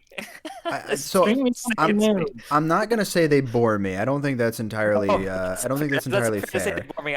I'm saying in terms of having to talk about them every week, it's the same thing. Well, it's That's what's difficult. boring. It's difficult because there's only so many different ways you can spin the fact that they're a hyper inconsistent team and that they have a very difficult time stringing multiple wins together, and they'll have one really good game followed up by a game where like they probably should have won, but then like made a few too many mistakes and a few too many rashes. They weren't able to bring it home. So it's difficult to judge them based on that too, because they constantly show us a sort of higher level of play that they're capable of playing to. Like they utterly smashed us 9-3 I mean, Yeah. we didn't have Quacky, so you can make some, justification Yeah, for it was a bad lineup you guys threw out there against them. Yeah, it wasn't the best, but I felt nonetheless, so you bad. still, Payne's debut. He's got to take that. yeah, 2 that was points, though. Payne's first LHL game, so Yeah. good stuff, good stuff.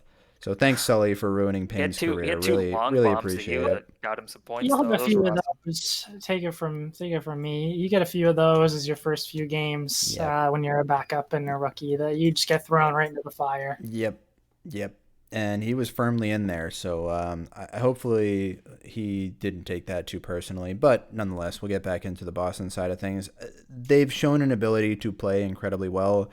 They've shown an ability to lose games that they should be more competitive in or have won. So it's really hard to determine where they belong in the grand scheme of things. They did have a 3-1 week, which means they did go 2-0 in one of the 2 days. I think it was on Holy Friday. shit. They went It was 2-0. I know it's a the day big that deal. they It's a big deal. Big day for them. But they did go 0-2 like 2 weeks ago, so it kind of all balances out there. Yeah. Oh, yeah, it is. So 10-9 on the season right now. They are currently sitting in third, 1 point ahead of Toronto in fourth, and 3 points ahead of Seattle in fifth. So I believe they do have 2 games against Seattle left.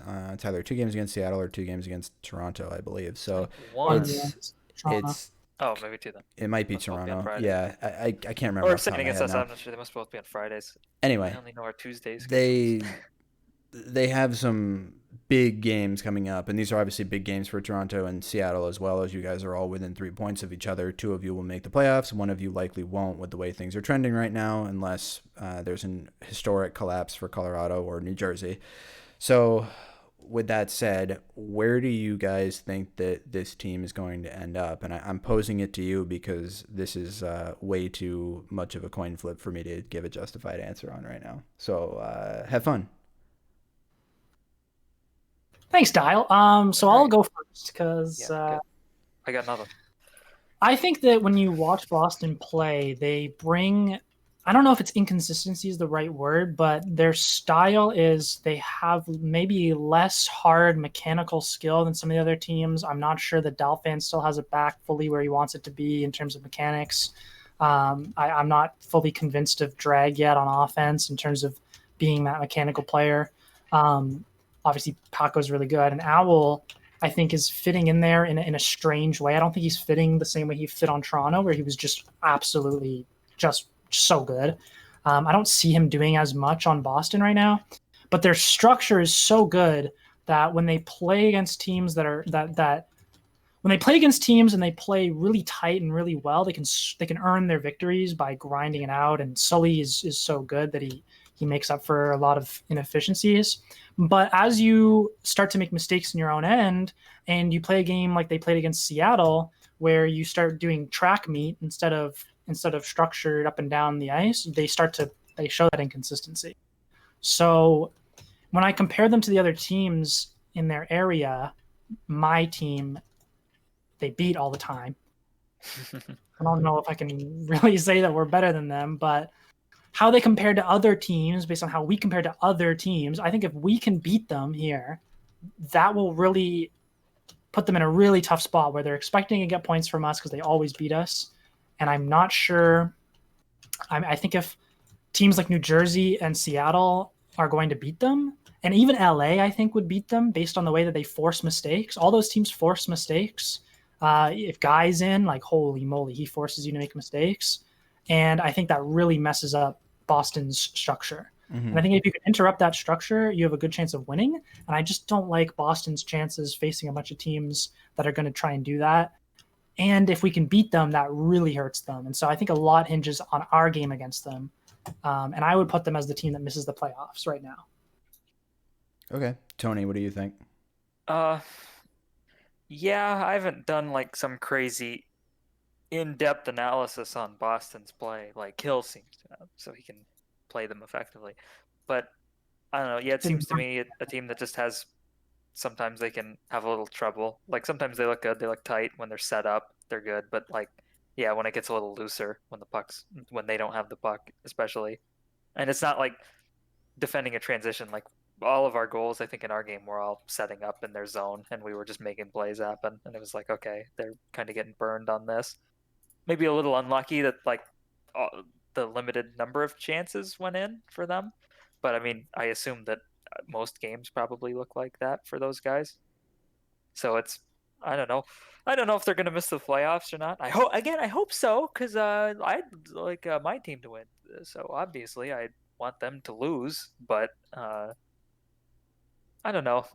They do manage to win games, and it's not like, oh man, they're managing to win. They're shitty and they're winning. It's like they're a good team, I think. In the same sense, every team is a good team this season. So like, I don't know. It wouldn't surprise me to see them just keep going, trading off 1-1 for the rest of the season. And I would have no idea what that would look like in the playoffs. I think they're the type of team in the playoffs that win or lose are going to be in a series for 6 or 7 games at minimum. They're not the type that's going to roll over really easily, but they're also not the type that's going to be able to steamroll another team and just smash through 4-1, 4-2, something like that. So I think no matter what, they're going to be in a long drawn out series if they do make it.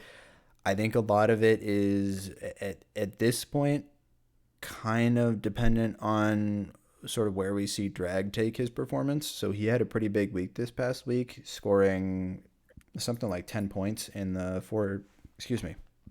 10 or 11 points in the 4 games that he played. I mean, 7 of them were against you guys. Yes, they did come in one game, but nonetheless, it was a big week for him to be able to show a little bit more than what he's shown so far this season. Yeah, that is what you need. Regardless of one game, you do need to see more you need to see at least the ability for them to be able to play at a level like that. And I think that was an important thing for them to demonstrate, even if it did come at my expense.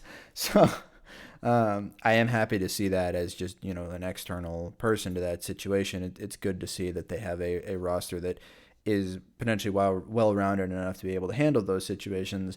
Now it's going to depend on how well do they handle the pressure of this, because coming into the final 6 games for this team and for both of your teams as well, we're looking at, obviously not every game is, you don't have to win every game to make the playoffs, but I know all 3 of these teams are going to be looking at all of these games as pretty much must-win situations to guarantee your spot there. And different teams react to that different ways. We've yet to see some of these players like Sully or Paco really be put in a situation, or Owl as another example, really be put in a situation where, their performance is going to dictate whether or not they make it to the playoffs here. There's a lot more pressure than I think what any of them are typically used to up to this point in time, at least at an LHL level. So I'm really interested to see how well they handle it, because relatively speaking to most of the other teams, this is arguably one of the most inexperienced teams that we have in the LHL this season. And that lack of experience in these high-pressure situations is typically what can be the downfall for some of those teams. So, hey, let's hope so. Cheers to that, brother. Cheers to that. Yeah, I think I agree with you completely. I think that the mental side of the game is going to be, if you're a Dyal fan, I think you have to step up and be a leader in that way. I don't know if he is. I've played. It sounds like it, from what I understand from Paco, at least. It sounds like I hope so. Hands-on in the. I really do, because I think he's really instrumental for them as a person, as a leader. Because this game it's like 50% mentality. So I think that their mentality has to be really strong moving through this week. And I think the same about Toronto. I'm not really too particularly concerned, though, with Seattle's mentality, because they were on the outside looking in, and it's they're playing with house money here. They have Guy, the Superman, on their team, who, I mean, in the last couple of years, he's been, well, he's going to take that game. He's going to give you a W, hopefully, right? So without getting it out of Seattle, because we did lose a game with him. Ooh, yikes. That's true. No way. But I mean, you've got Crab, and Tony can be a little temperamental, but I think that this time he's playing with house money. I don't think you're too concerned about losing this. Like, I think it's you almost were out, and maybe you are. Shit. I'm gonna try, but I'm a little looser than I was at the start of the seaon, at least. But for Toronto, I'm not concerned about my own mentality, not so much Leafs and Java, but and Jalal, obviously. Jalal doesn't. I don't think anything phases Jalal. But for me, it's like I'm in the same situation as Owl and Paco, where I've only ever been to the playoffs LHL once. Yeah, with Florida. and Florida. I wasn't a starter. I also wasn't a starter on that team either. Yeah, so but both times you came in relief for me when I lagged out in the finals. Okay, well, again, not really the same as going down the stretch and being the number one player on a team and having that level of it takes to be expectation number one on you. Yep. Yeah, I've Yep. never It's a had to do big that. difference. And I think Paco and Owl are in a similar place, and even Sully because Sully has like a strange not amount of seasons. Like he's got a lot of he has been around for a while, but like kind of not the Here most and play there. time. Yeah. Yeah. You missed a So few I agree with seasons Dial there. that their mental is really important going forward. And I hope that they do. I mean, I like their team. Like me and Sully have the best relationship probably out of all the GMs, and I hate playing them, but I really like Owl and I like Paco and I like Dial fan, surprisingly enough. He's a good guy, but Hey, we're on a short list of people that feel that way, KP. So we got to represent. So yeah, I mean, I think they can do it. I want them to, but I don't know. I have a feeling that they're going to get given trouble by the teams that have given them trouble before. And remember that 4 of their 9 wins have come against us, and I think we could have or should have won. Is that true? Yes, 4 of their 10 wins have come against Toronto. 10? Okay, yeah, fair. So against the rest of the league, they're 6-9, including pre-trade LA. That's funny. Wow. I mean, that's the concern for me, and I think there have been 3. Like I'm biased, so take it whatever. But Sully had a game where he made 12 saves against us, and they were all really like I'm not talking like we threw muffins at Sully and he saved 12. I'm talking Leafs like he made all 8 the shots. Really good saves. Yeah, it wasn't a Leafs game. This was Kill Pessel shooting the pucks. It's no, a it's game. good. Yeah, No, so but I think that we should have won a few of those games against them too. And I think that they have a slightly inflated points total because of that. And that's the thing with them. But we're talking about like they sometimes lose games that they look better in. And they win games that maybe they should. Like it all balances for them. I don't know. Hopefully, it all turns into a Game 7 loss at some point. So, and that's what I'm hoping. Actually, I'm hoping they miss the playoffs. But whatever. I don't know. I don't think there's too many teams like that where they're like. Their games are so inconsistent. Even the ones they win and the ones they lose aren't like clean. They aren't clean wins. I mean, maybe I'm not saying they don't fucking win clean. Like everybody gets a win that they was like, yep, should have won and did. They're no exception. But like, yeah, they've lost games that I thought could have won that. They've won games that I thought probably should have lost that. I don't know. It's such an odd team to look at. And you're talking about that. Like if you want a couple of those back, I bet a lot of teams do. But I bet Boston wants some back. Probably, I bet it all balances out. I bet the good games they've had versus the bad games, not like wins or losses, but good versus bad, probably ends up looking 10-9. It's close at this point. I'm not sure. I think that their bad games versus good games, quote unquote, might look a little more skewed towards the bad, maybe by a little bit. And I don't know. Well, maybe I don't do stats for a whole lot of their games unless they play Colorado, because you can't trust Dial to do his own stats because he gets phantom goals that go through the post. Yeah. That was Cap. That wasn't even me. Well, no, you'd have an extra goal if it wasn't for Cap. Yeah, if it wasn't for Cap, you would have just given that to him. We called G in on our own goal earlier this season. I want you to know that. You guys also called out your own going through the post. Yes, we did. We've been incredibly fair. We were just waiting for it because we saw it go through the post. Yeah.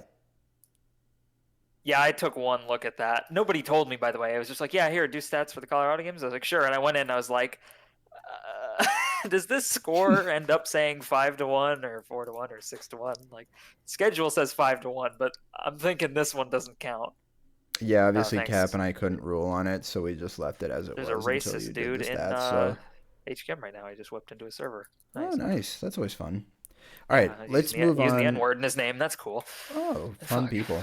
Let's move on to Seattle, and let's wrap up the team so we can get to the predictions and then get the heck out of here. So Seattle, this week, I believe you guys went 2-2, if I remember correctly. Does that sound right, Tony? Maybe. Yeah, sure. All right, good talk. Yes. Dude. Thank you, Tony. Good talk. Thank you, Tony, for knowing how your team is performing. A win and a big loss. Yeah. So 2-2 week, not terrible. We had 2 teams go. I would say terrible. We had 2-3-1, 2-1-3, and 2-2-2. So it was pretty evenly spread out across the board. Nobody smashed it. Nobody did really poorly, but nonetheless, yeah. So a mixed bag week for you guys, which, given the proximity at this point to the playoffs, is somewhat. I don't want to say concerning, but obviously you guys I would say liked to concerning. have- That's concerning's fair. It's kind of like you don't want to see that. Yeah, You wanna you would see, like to have, especially the LA game, yeah. right? I think there was higher Oh, yeah, expectation that one was where you're I think you playing can ask, Guy in that game. I'd like to talk about that LA game for Yeah, a go minute for it, because I don't go know for how it. many people saw it. It's funny. It's a game we lost, and it's not just me being bitter about this. Is Kiwi messaged me after the game too, and like we were all thinking in the chat. We were talking about it in the Seattle channel, and then I was talking to Kiwi, who was on the other side of it, and we were just like, that was the worst LHL game I think I've ever played in for sure, and probably seen.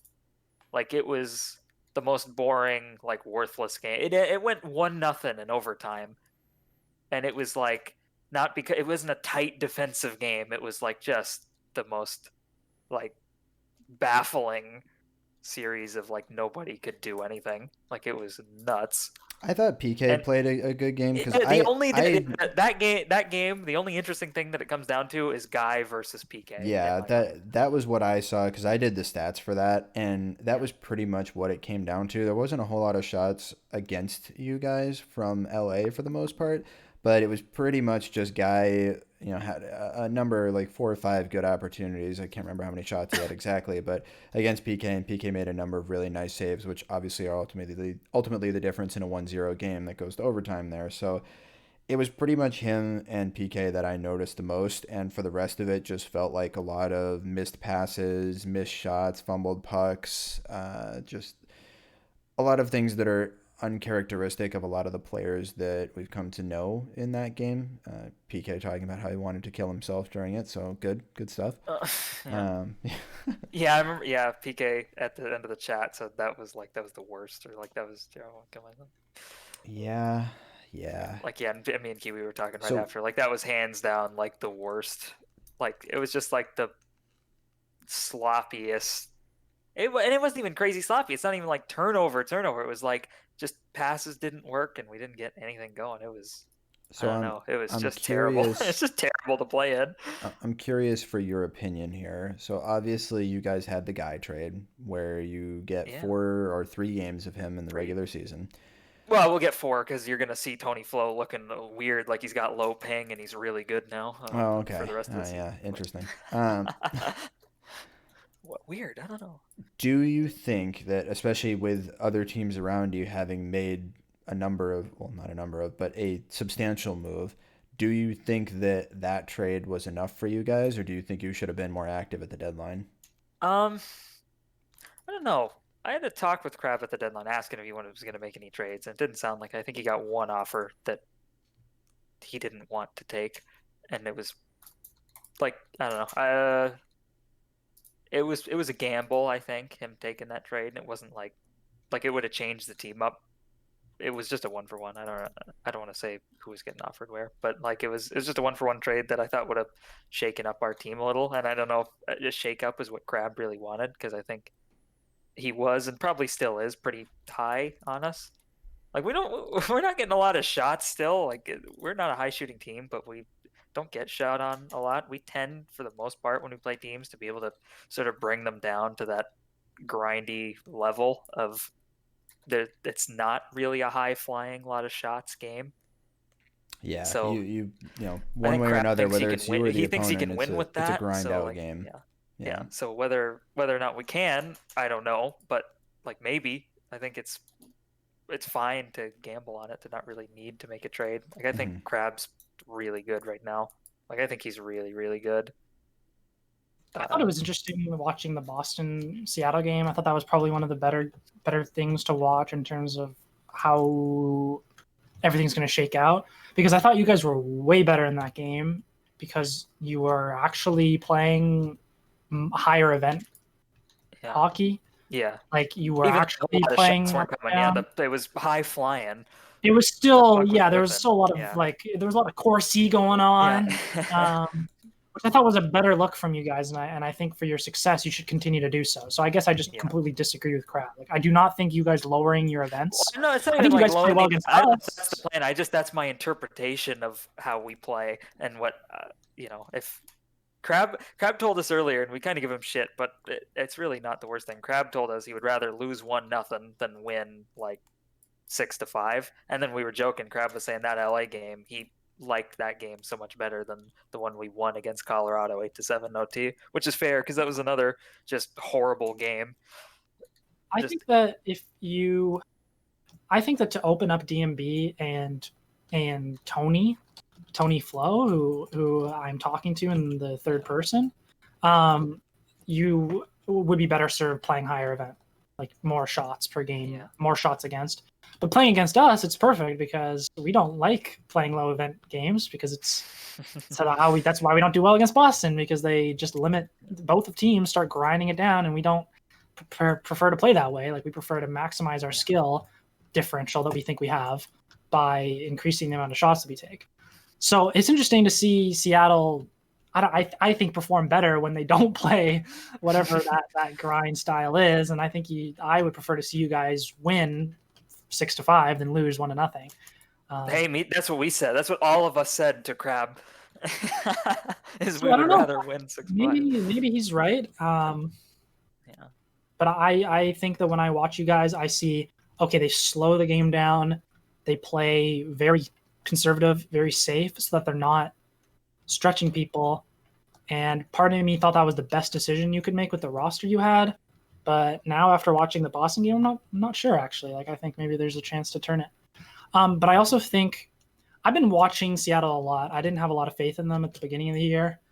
And I might have to reverse my prediction about who misses the playoffs, because I kind of forgot how much I don't like Seattle. No, but for me, the biggest, most telling stat for Seattle's story is a 27% face-off percentage on the season. And you can only be that bad at face-offs if you don't you don't try to do them. Like, you can't, like, being 30% on them means that you're bad at them.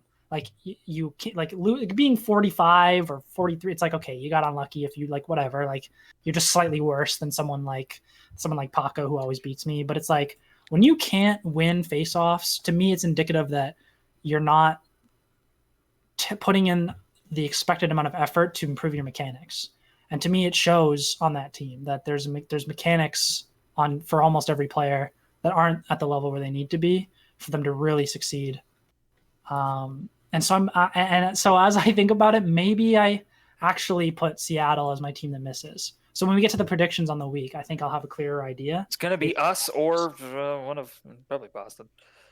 But I just don't see how, if I was a GM and my team had a 27% face-off percentage, I would be telling all of my players to go practice in his server by themselves, please. I can't force you to do anything, but please, for the love of God. Like, I would not accept. To be fair, Crab a little bit, 33%, 1-3 he gets. And because me and DMB were just terrible. Well, to be fair, that was like right when we first did it. Neither of us at DMB had not seen that face-off. He just kind of had seen me attempt it, and I hadn't played a single game at sea since that new face-off had started when the season got going. So, like, I botched it right off the bat, and I still haven't. Like, I probably couldn't go into it and do it right now. I'd have to practice. So Crab, little better. It's been better since he switched to forward. I don't mean to, like, it's not like a huge, I don't think that the face-off has, like, any impact on the game. No, you're just describing the fact that it's so low is an indicator of a bigger problem. That's how I feel. And, like, I don't want, and again, like, it is really difficult. The problem with analysis in this community is that I'm not a journalist sitting with, like, millions of people who, like, only like 40 of us in the community or whatever, 50. So it's like, I don't want to be rude to people.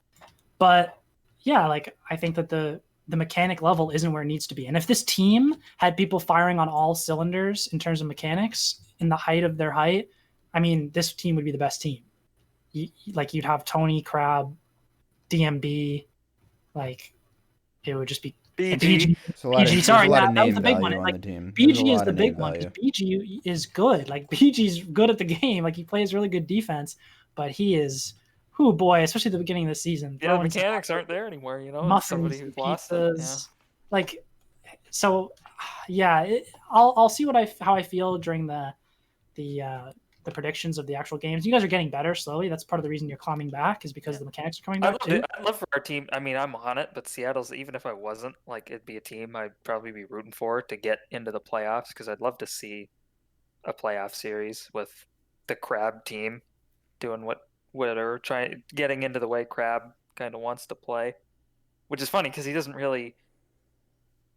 It's funny, people talk about Crab. Dial especially talks about the Crab teams, and they all play the same way. But Crab isn't super hands on about that. He kind of just gets the guys he likes and wants us to play our way, and just try to, but he tries to get the right guys, I guess, and I guess is what he's trying to do. I don't know. Not really sure. I think me and Crab have almost opposite views of talent evaluation. Maybe he's just, I don't know, I don't know, maybe his thinking, but the way I see that team is I definitely wouldn't have picked a lot of those guys where he picked them, because I'm worried about their mechanics, and I believe that you can teach the positions secondary. So that's probably almost flipped to what Crab looks at in his team, where he says, I've got people who are smart at the game, like who play a certain way. I think he thought I was going to be a little better on forward. You are awful. Yeah, I don't know why you're not good at forward, Tony. You're good at forward. I'm not saying you're not, but like, I thought as well you would be. Oh boy, I thought you'd be taking Dial's spot in the top performers. That's why I made that prediction. I look so silly now, like he's just killing it. But yeah, I'm doing just horrible this season. But I mean, I'm better on D. I think I'm probably putting up more points on D than I was before. I was doing really bad on forward. I've kind of slowed down too. I'm trying to super D first, which I don't think is what they want. But that's what you get. You talk about getting a guy and not coaching him. Like, that's what you get. You get a super defensive-minded defenseman who's not very good at defense. I did notice a few times, though, that in the game against, like, you guys do not match up well against New Jersey, and it's because I don't think there's nothing that positioning can do to save you from auto at a certain point. Like, you have to have the practice of the game down. You can swipe it away from him. You can, like, just handle it, like, keep it on your stick, because you don't want to give him the puck too. Like, I just think you guys struggle so hard against auto because the mechanics aren't 100% there, and the brains don't make up for that when you play against him, because he just kind of throws your strategy out the window. The guys, I think Crab is he's a lot more dangerous than I think people kind of thought. Mainly, well, a lot of it is the smarts, but I think his hands, I don't know if they're 100% what they used to be, but they're there enough that I think it's kind of deceptive to a lot of people. I think they kind of forget that, like, he's pretty good at the game, and the fact that he's so smart, he's just, like, smarter than everybody else, so he manages to get in just genius spots. He had one where DMB, I think against Boston, DMB got it to him, and I couldn't believe. I knew it. Like, I was looking at the map and I was like, Crab's got to go there, or this, like, isn't gonna work. This is gonna be a total failure, turnover. And then Crab, like, he's already going there, and he gets it and scores. And I was like, wow, how did he know exactly? I guess if I knew it, fuck, I'm an idiot, so whatever. But well, you're also watching it. It's not in the moment for you. Like, you're sitting there. I didn't have to go. I was sitting in my own zone waiting to torpedo at somebody. But but yeah, it was a good play. And not only was he in the right spot, but he made the good play and managed to score there. And I think that intelligence is the reason you should be playing higher event hockey. Like, I think that when you are playing low event, you're just encouraging teams to. You're letting the stupid players catch up to Crab's brain. Yeah, I think so. Like, I think you start getting exposed when teams can force you to make errors. It's like, oh well, because we've been playing grinding for the last, like, bunch of games, we don't know what to do so much when it comes to going back and forth, which is why I liked your performance against Boston. But it's interesting because I think you played a similar style against New Jersey, and it just absolutely killed you. Like, you didn't really try and grind. So I don't know. Now it's a tough one. You'd have to really look at it, like, in depth, which I didn't. I just watched it like once or twice, and, like, it's interesting. I don't know what the answer to that is, where I think maybe it's about changing your style based on the team, because against auto, man, like that, you guys were playing too much. Too much was happening a little bit. Yeah, I wouldn't change it now, or even, like, going back. I think you kind of got to run and trust it, but I wonder if the draft had shaken up a little different, if you end up with me and Crab on forward, and like I don't know who you get to. That's the thing. The defense wasn't there. Like I was totally on board with that DMB and everything and going with him on forward. And he's been good, so I'm not trying to say he's the problem, but I would have liked to see me and Crab on forward this season. I wonder if that would have worked out a little bit, if we would have been, because we weren't slow and not shooting when we used to play together. We used to be, we'd put up a shitload of shots. We'd be high flying, making quick plays. And it doesn't, the quick plays don't really happen, which is something I think we want to get going. What do you think, Dial? Yeah, I mean, the amount of name value on the roster is the most difficult part of evaluating your team for me, because I look at the team and expect one thing and then see another on the ice, and it's been hard to sort of break that this season, or break that level of expectation based on the way you guys have been playing and what's been going on so far.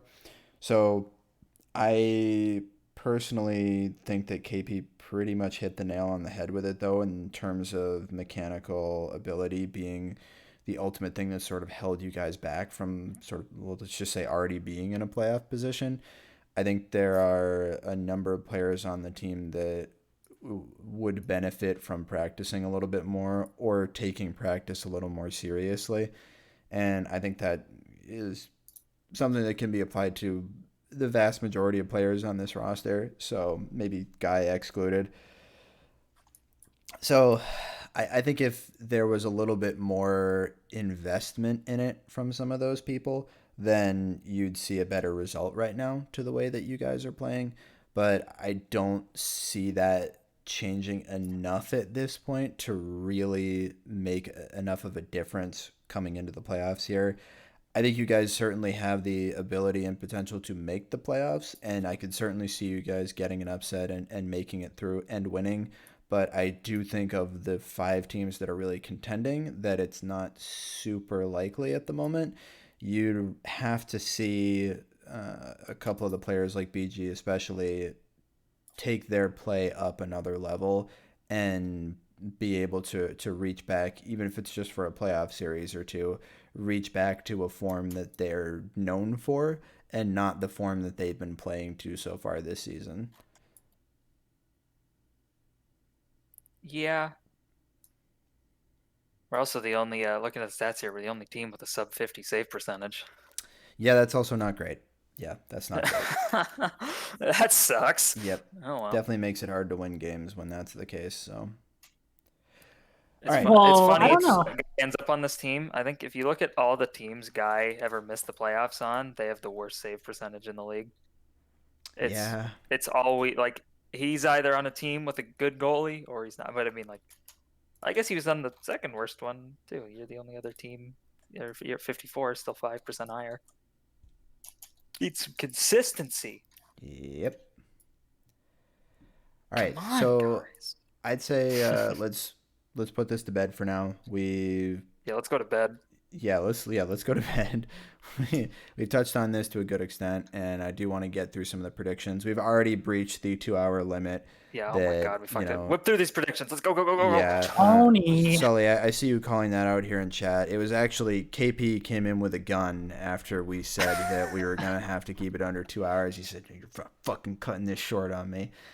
And Dude, unfortunately, you're on my spotlight. Unfortunately, Tony and I had to oblige. So he came into the studio with a gun. Yeah.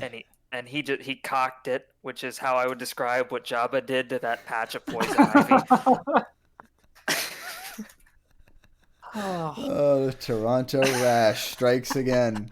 All right. Oh, it's disgusting. What a name. I love it.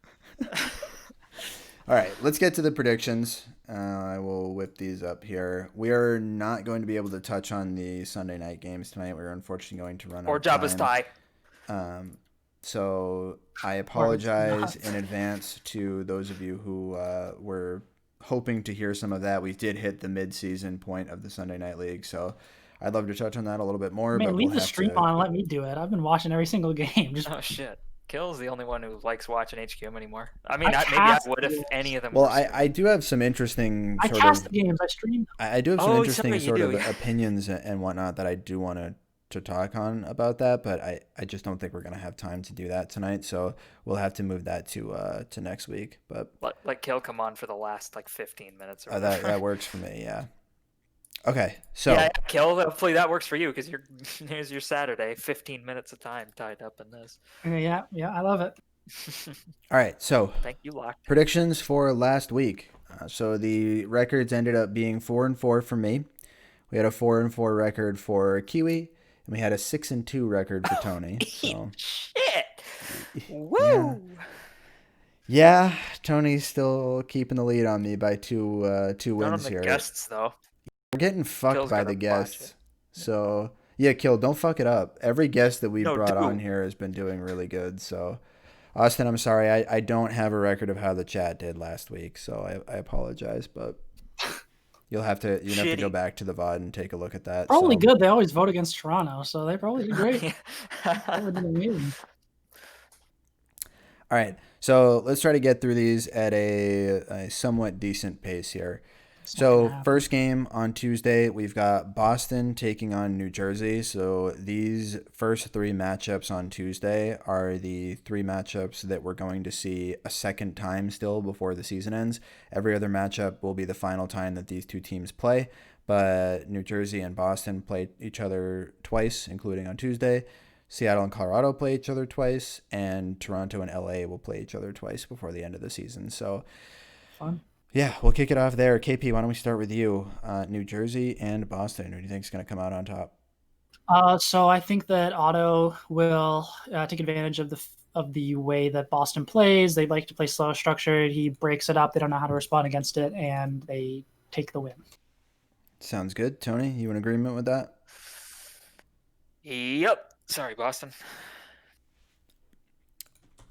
Yeah, I think it's going to be the same thing. And I was saying this last week, too. I picked New Jersey in every single game last week. They went 3-1, so they didn't screw me, which was nice.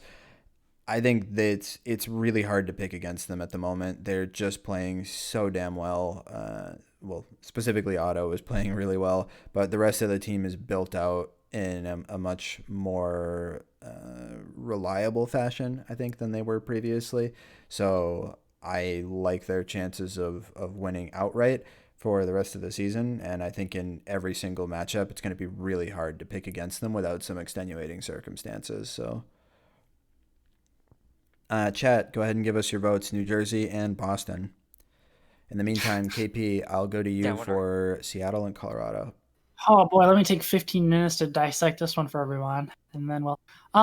So I think these are two of the weaker teams in the league right now. So it's really difficult for me to predict. Actually, I want to say that that Dyal can't do enough, and Seattle takes the victory because they are fighting for a much greater prize here. So I think they come really focused, and yeah, they take the win. Sounds good. It looks like we had a 3-2 New Jersey over Boston win in the chat for the first game. So chat will get you going here for Seattle and Colorado as well. And this game, while it wouldn't clinch it outright, it would put Colorado 1 point away from clinching the playoffs if they win this game in regulation. One of these two games Tuesday is going to see Guy. Yes. So somebody's got to deal with that thorn in their side. Yep. The decision will be difficult, I'm sure, as to which game to play him in. So you should probably play him against New Jersey, though. Let's be real. I would 100% play him against Colorado and take your guaranteed 3 points. As Tony always said. We thought about that, and then played him against LA and fucking PK kicked the shit out of us. We only got one game left with them, so better make it count. Good. I guess. Well, what we could do is make Goose make this day, and then Guy will play against LA in the last day. But LA is looking high flying now, so who knows? They could kick the shit out of us. Speaking of LA. Yes, speaking of LA, we've got LA versus Toronto. It's not your time. So I think the new LA team is going to give Toronto more of a run for their money than the previous LA team did. One of their 4 wins has come against Toronto so far this season, so there's something to be said for that. The other games have been relatively close, not too crazy. I think they were both 2-goal games, but I think this new LA team has the ability to put up a lot more offense, obviously, than the previous one did. And I think that extra pressure is something that could swing the game in their favor. However, I do think Toronto is going to come out on top with that one. I think they're going to bounce back from a not so great previous day of games. And this will be the game where LA ultimately is eliminated from playoff contention. I think the same. I think LA is gonna have a pretty good day here, but better than they're accustomed to. I bet they win one, and I'm trying to think of which one I want to give to them here. I think Toronto wins this one. You could already mark me down as LA beating Colorado. Then I believe in LA to win one game today. So it looks like we had Seattle 1-0, one vote Seattle, 0 votes Colorado in the chat. Woohoo. And then we have so Woo. far 1 vote for LA and 0 votes for Toronto in the chat. So this is good. It's good stuff. Good voting engagement today, going guys. on right Really, now. really Who's proud the of you. one person voting? Well, so Different far both times. it's been Austin and Ricky have been the two that have been providing input. Perfect. So Great. yeah. All right, so for the next one, we've got Seattle and New Jersey. So I'll go ahead and start with this one again. As much as I want to say Seattle wins this one for the express reason you mentioned earlier, KP, of them really needing these wins to be able to maintain their playoff spot, I do not think that they're going to be able to handle. Yes, you wrote in the wrong team. Not only did you say maintain the playoff spot, Dials and you just threw messed them in I don't know what you're for a win talking anyway. about. I don't know what you're talking about. I did the right thing from the start. I don't know what you're talking about. I could see Guy playing in this game, and I think he will need to in order for the team to have a chance to win against New Jersey. But even with him in, I don't think that that's going to be enough realistically. Otto put up like a 13-point day or whatever on Friday, and it looks like the new mouse isn't bothering him at all. So I can't see a world in which he doesn't come out and at least put up another 4 points, and that's probably going to be enough to get the win. So looks like chat's agreeing with us here. We got 2 votes so far, New Jersey. KP, I'll throw it to you for this one. I think that Seattle will play Guy versus Colorado because they think it's a close enough game that they can swing it with Guy. And then I think because of that, PK is just too much. Like he can't beat PK. I think it actually for me is the difference maker here. Like I don't see Seattle will get a couple really good chances out in front, Crab to DMB, and like PK will just rob them. So that'll be the difference. Sorry, Tony, you're gone. All right, Tony. Toronto and Boston. Well, if I want to make the real easy one, you go Boston here because they've won all 4. But I think their luck's run out. I don't see them sweeping the series here against Toronto. So I'm going to give Toronto this one. Yeah, I kind of feel the same way. I think, like KP said, there was an improvement. I gave Boston the loss earlier. It's true. We know that they go 1-1 every night, so one of these is going to be wrong. Or they go 2-0 on Friday. No, I'm gonna bet against them twice, so I get one right. I'm not gonna. Oh, there you go. I see. Okay, I see it. Yeah, you're guaranteeing yourself one prediction. I get it. Yeah, I agree though. I think Toronto, like KP said, has been slowly getting better at playing against Boston. We can see the goal differential over the series being at +10 is pretty significant.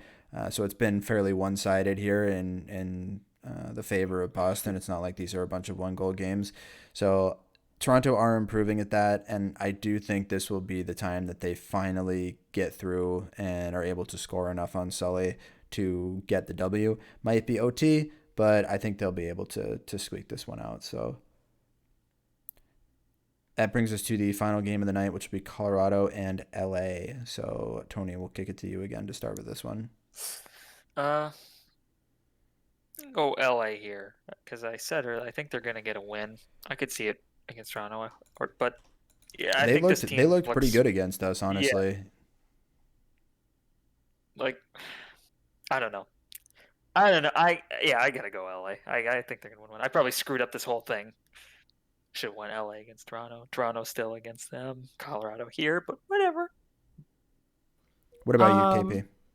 I think that LA played better against Colorado than Colorado played against them when they played each other last. When I watched it, I thought that LA was the better team, so I'll take LA on this one. They'll have literally nothing to play for here. I think they just come out Quacky and Ike. They'll have literally nothing to play for. LA Well, wins. he's just playing because he's pissed.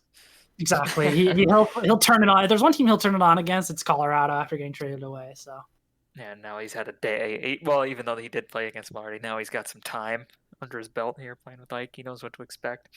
Quacky, 4-goal game. Dial only 2. Sad showing for sad Dial. showing from Dial. All right. Let's move on to Friday. We're going to be starting off with LA again, this time taking on Boston. So, with the way our predictions have gone, it looks like LA is not going to still be in playoff contention for this game. If Toronto, if LA has to win in regulation there, but if Seattle wins against Colorado, then they're out anyway, and their game against Toronto doesn't matter. And if Seattle wins against New Jersey, it's the same thing. And if Toronto wins against Boston, it's the same thing. So there's a number of these situations that are really stacked up against them. I think, like we said, that they'll be able to come out and just sort of have fun with it and play the game that they want to play. And I think that will be scary enough to be able to take games off of some of these teams. With that said, I don't think they're going to have what it takes to get past the defense and goaltending of Sully on Boston. I'm going to go with Boston for this one. KP, I'm curious to see if you agree here, given your early prediction of Boston not making the playoffs. Yeah, this is one of the ones that it hinges a lot on their performance in games like this. Like, this is a big one for me, and so it was interesting, going back and forth. This is my hardest prediction for sure.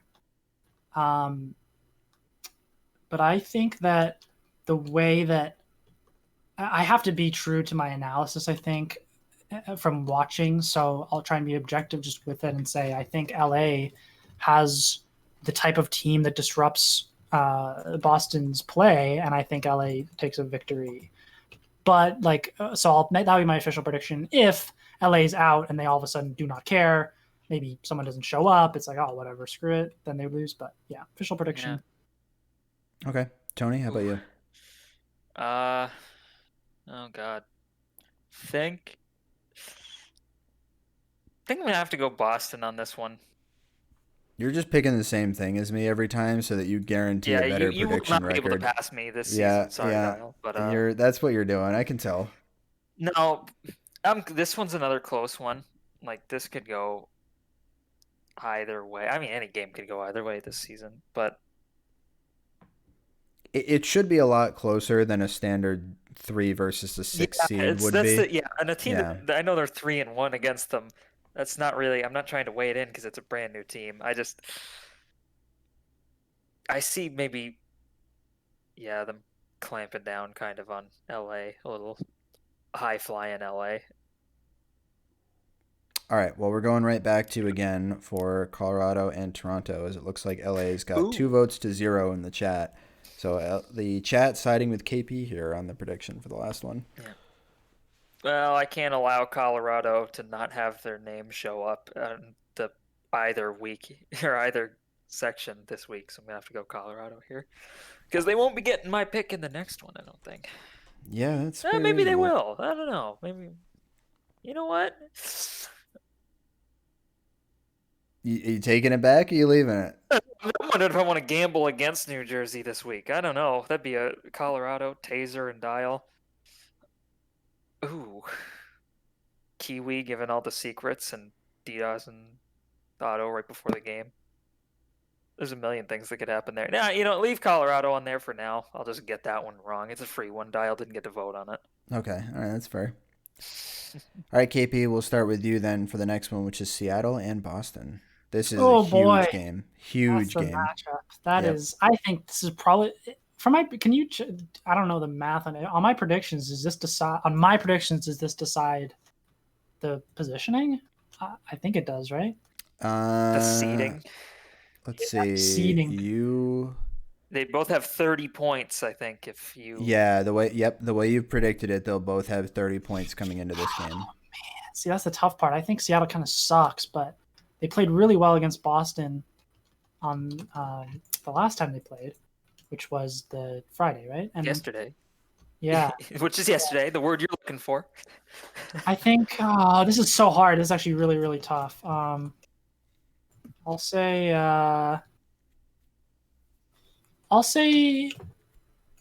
Boston. And I think the reason being that Boston is going to spend a lot of time preparing, like Dalf's going to be in there with the fucking drawing board and the fucking the F1s and the F2s. They'll be effing all over the place, and so I think everywhere on that team. I think they're Where do you think structurally the rash came from? Oh. yeah, effing Java, F1 Yeah. Java. Just effing Java. all over the place. So put me down for a Seattle. Or Okay. sorry, a Boston. Yeah, yeah, I got you. I actually think Seattle is going to take this one. I think that this is a more important game for Seattle than it is for Boston. Not to say it isn't important for Boston, but as the team on the outside looking in, this is both of these games on Friday are huge for Seattle as they're playing you in their second game. They're going to need to come out with their best foot forward on this day, and they're going to have Goose there for that as well. And I think in a do or die situation, I would generally say a Crab team is usually well equipped to handle that. And I think with the level of experience and veterans that they have on that team, they're well equipped to handle that. So You see that because we're the oldest HQM team ever assembled. yeah, basically. I think the only potential downfall is, again, not to harp on it over and over, but the mechanical mistakes could definitely come back to haunt you guys in this game. But I think in general... You're saying I'm not going to be good by Friday? You're not the one I'm worried about, so... I think there needs to be some mechanical improvements over last week for you guys to make the playoffs, and I trust that Crab will ensure that happens enough to get you guys there. We'll see. All right, Tony. Faith in different veterans for me. And say that again, KP. Faith in different veterans. You've got Dal Faith from me. He's going to draw something up, and Crab Faith from Dial. That he's going to will something up. Yep. It usually works, so... Crab usually comes out on top of the... He willed me into being an LHL player and gave me a career. Crab usually comes out on top of the Crab versus Dalf matchups in the past, so I'm going to continue to give the edge to Crab there on that one. But only one of them is GMing. True. But the other one kind of is, so... Yeah, the other one's sort of GMing. All right, Tony, have you kicked this one off again? Colorado and New Jersey. You know, I like Colorado against New Jersey than I think a lot of other teams right now against kind of New Jersey coming in hot. Like, I think New Jersey, like, as you see in the other games there, New Jersey, well, I didn't get to vote on the one against my team, but New Jersey very likely to win both games. This one, it's funny, these two teams, actually, I would pick Colorado and LA, first seed and last seed, as the most likely, honestly. Like, I think Quacky and Ike could do some damage that maybe... It's like, oh shit, you know. So what's the official prediction? On the other hand, back into this one, Colorado's got Taze, Kiwi. You never know what he's got up his sleeve. Fuck it, New Jersey. Nah, never mind. Go to hell. Otto gets 6 goals. Amazing. I'm not betting against him. Fuck Otto. You can't bet against Otto. He's too good. KP, how about you? I'm going to continue the fuck it, New Jersey, fuck you, asshole. And I'll pick New Jersey. I think that Colorado... I think I predict you guys to lose everything, so, like, it's just going to keep going. New Jersey. Yeah, I understand.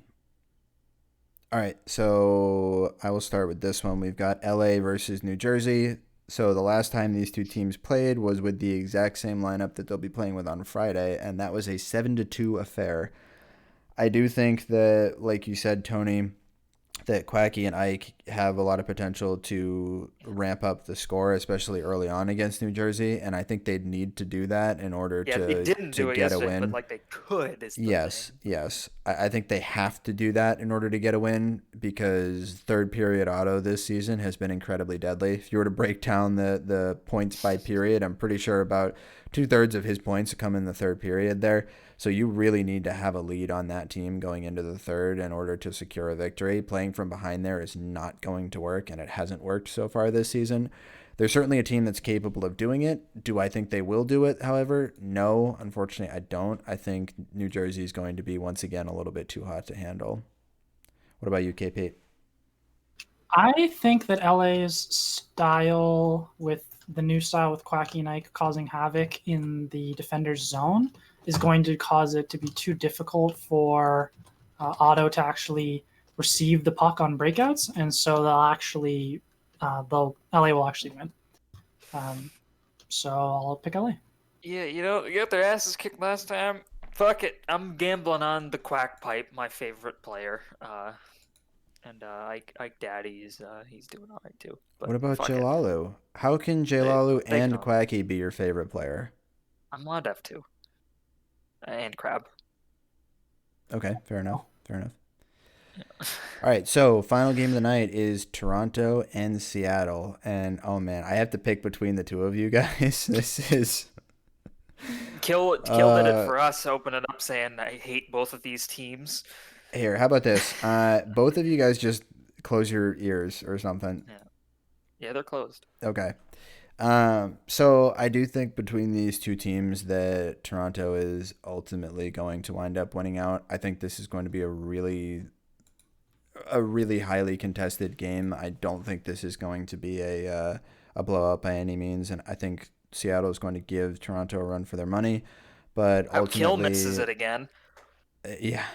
Ultimately, if you take out the one win from Seattle, which was a 6-0 win, Toronto is up 3-0 in the series so far this season with a goal differential of +6. One of those games was OT, but the other two were, with +7. One of those games was OT. The other two were in regulation and were fairly one-sided affairs.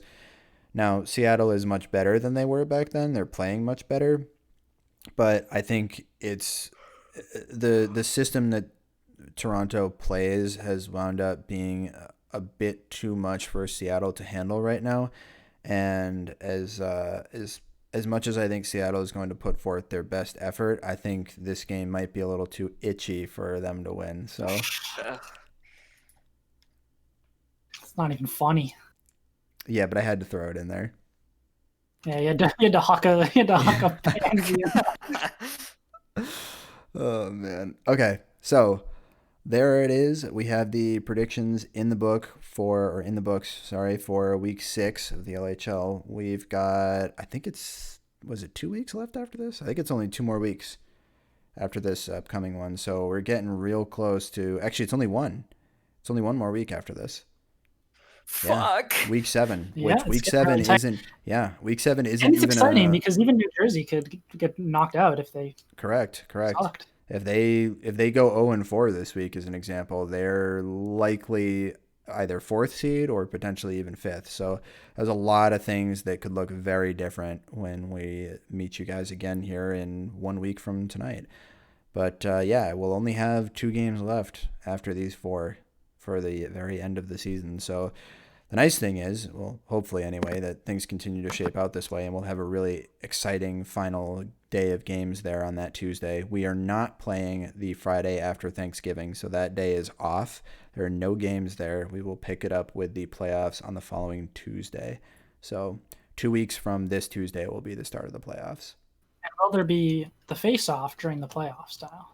I am planning to still do the face-off during the playoffs. Yep. So that is the current plan. I'll see if the scrim squad I put together doesn't want to play on Saturdays. That's funny. Yeah. Slight chance. Dream. Slight chance that we don't get one after the first round of the playoffs, but I would say you should anticipate there being one for every one week in the for off the rest of season? the season. Oh yeah, we'll do one after the season's over. We'll do an end of season one. We'll probably announce awards and whatnot on there. We'll probably chat a little bit That'd be about cool. stuff for next season, stuff like that. So we'll Nobody's playing. yeah, we'll do a big encompassing season 21 to close it out. So, but we're not there yet. So still got some exciting Well, times ahead of us. I don't know. I don't think it's been posted anywhere.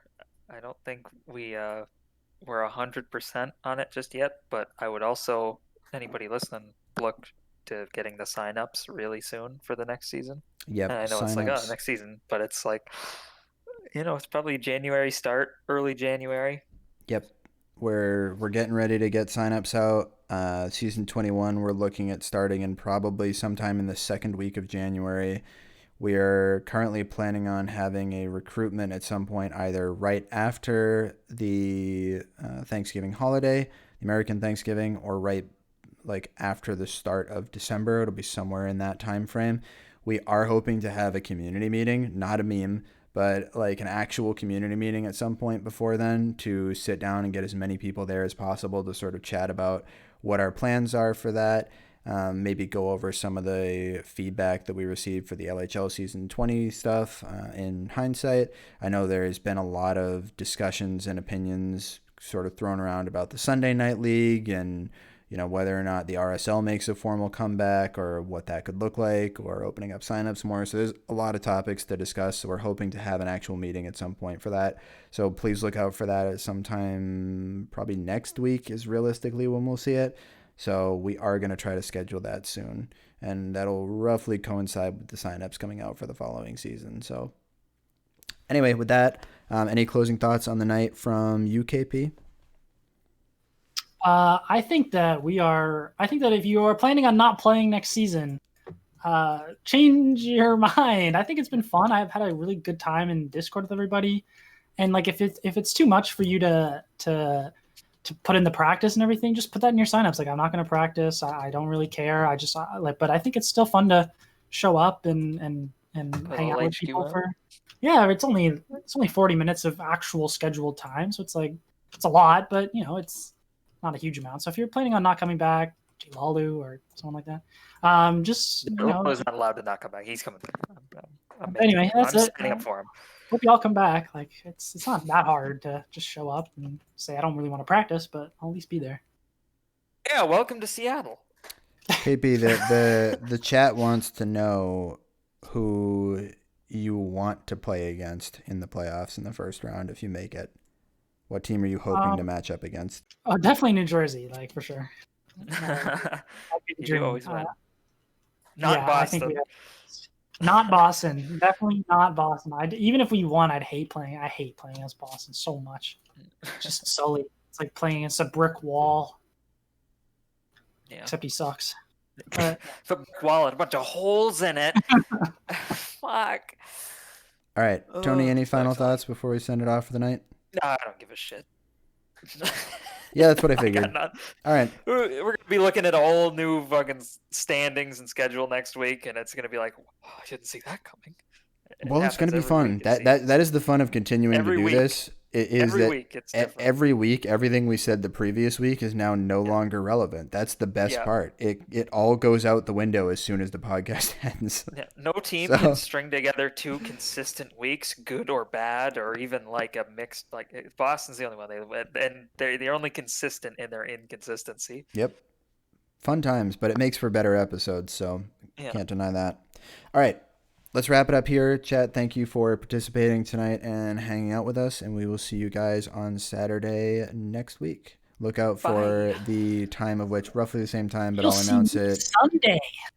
Tomorrow. You'll see Kill tomorrow. Casting Sunday Night Hockey on which channel, Kill?